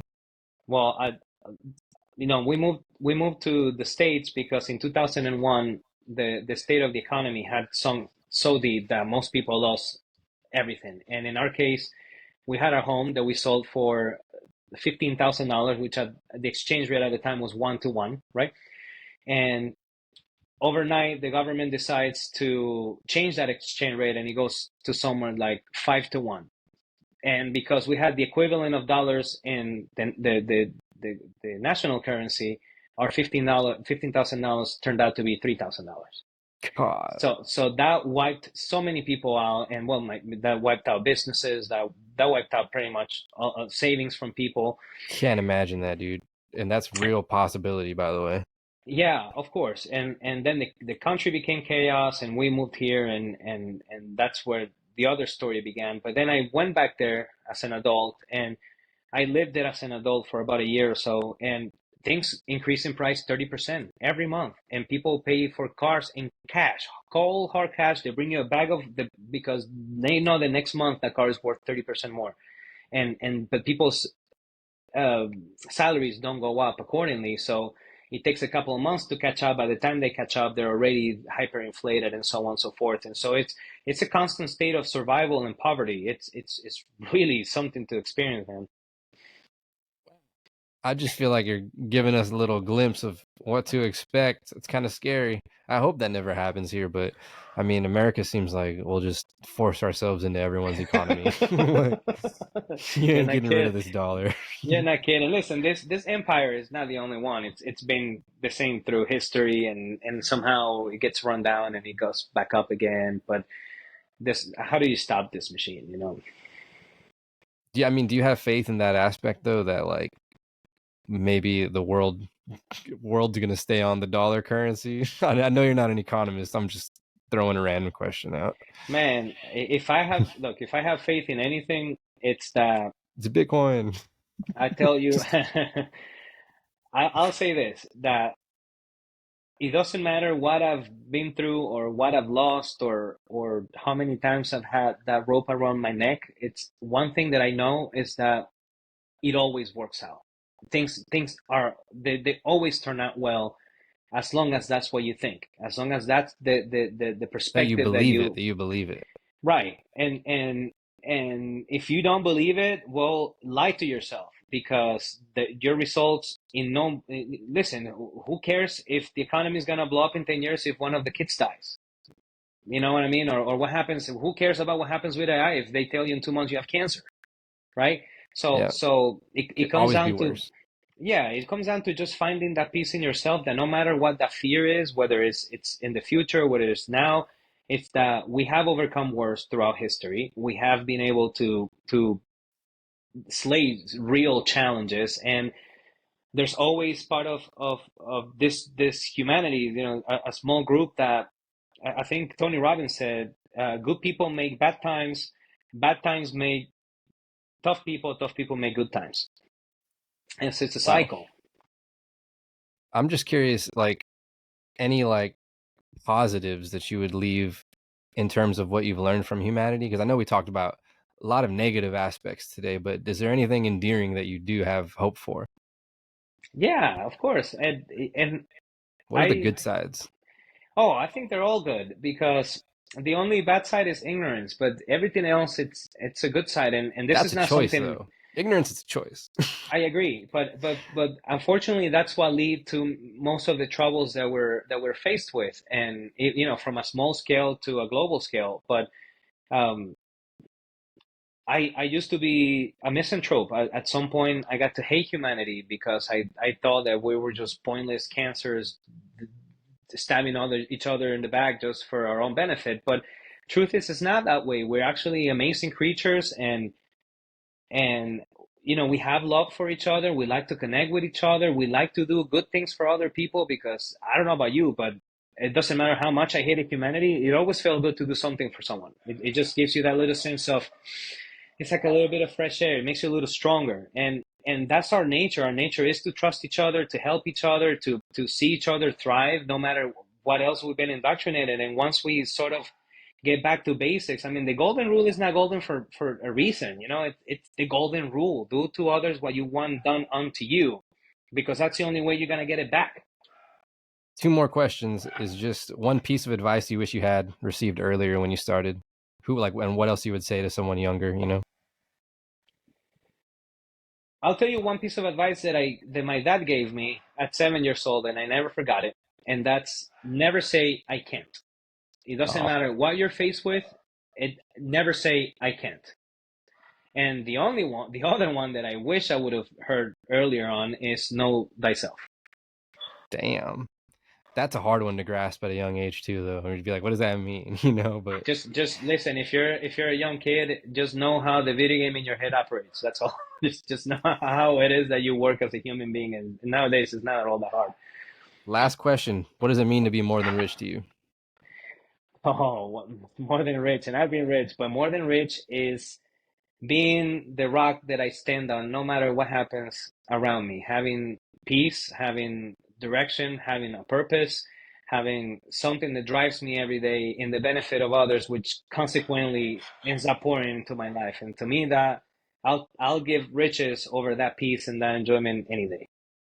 Damn, Victor. Super inspiring podcast. I learned a lot today. I really appreciate your Thanks. time, dude. Thank you. I'm so humbled. Thank you so much for letting me ramble so much. Nah, dude. I learned more. I feel like my audience is going to get a lot from this, especially for artists who are looking to, just get outside their head. For creatives, this is super helpful podcast. And Good. I anticipate your kids are going to grow up be some strong people, dude. Like, if they're learning through your resilience, it's a pretty good example you're setting. So Yeah, I kudos. appreciate it. Thanks so much. You know, sometimes they say things that I could die tomorrow and I know they'll be okay. So that's good. I appreciate that. Thanks so much, For Jay. sure. And that's also the importance of this legacy, right? Of filming these so that they can see it later. So That's appreciate you, exactly man. right. We'll be in My touch. pleasure. Thanks.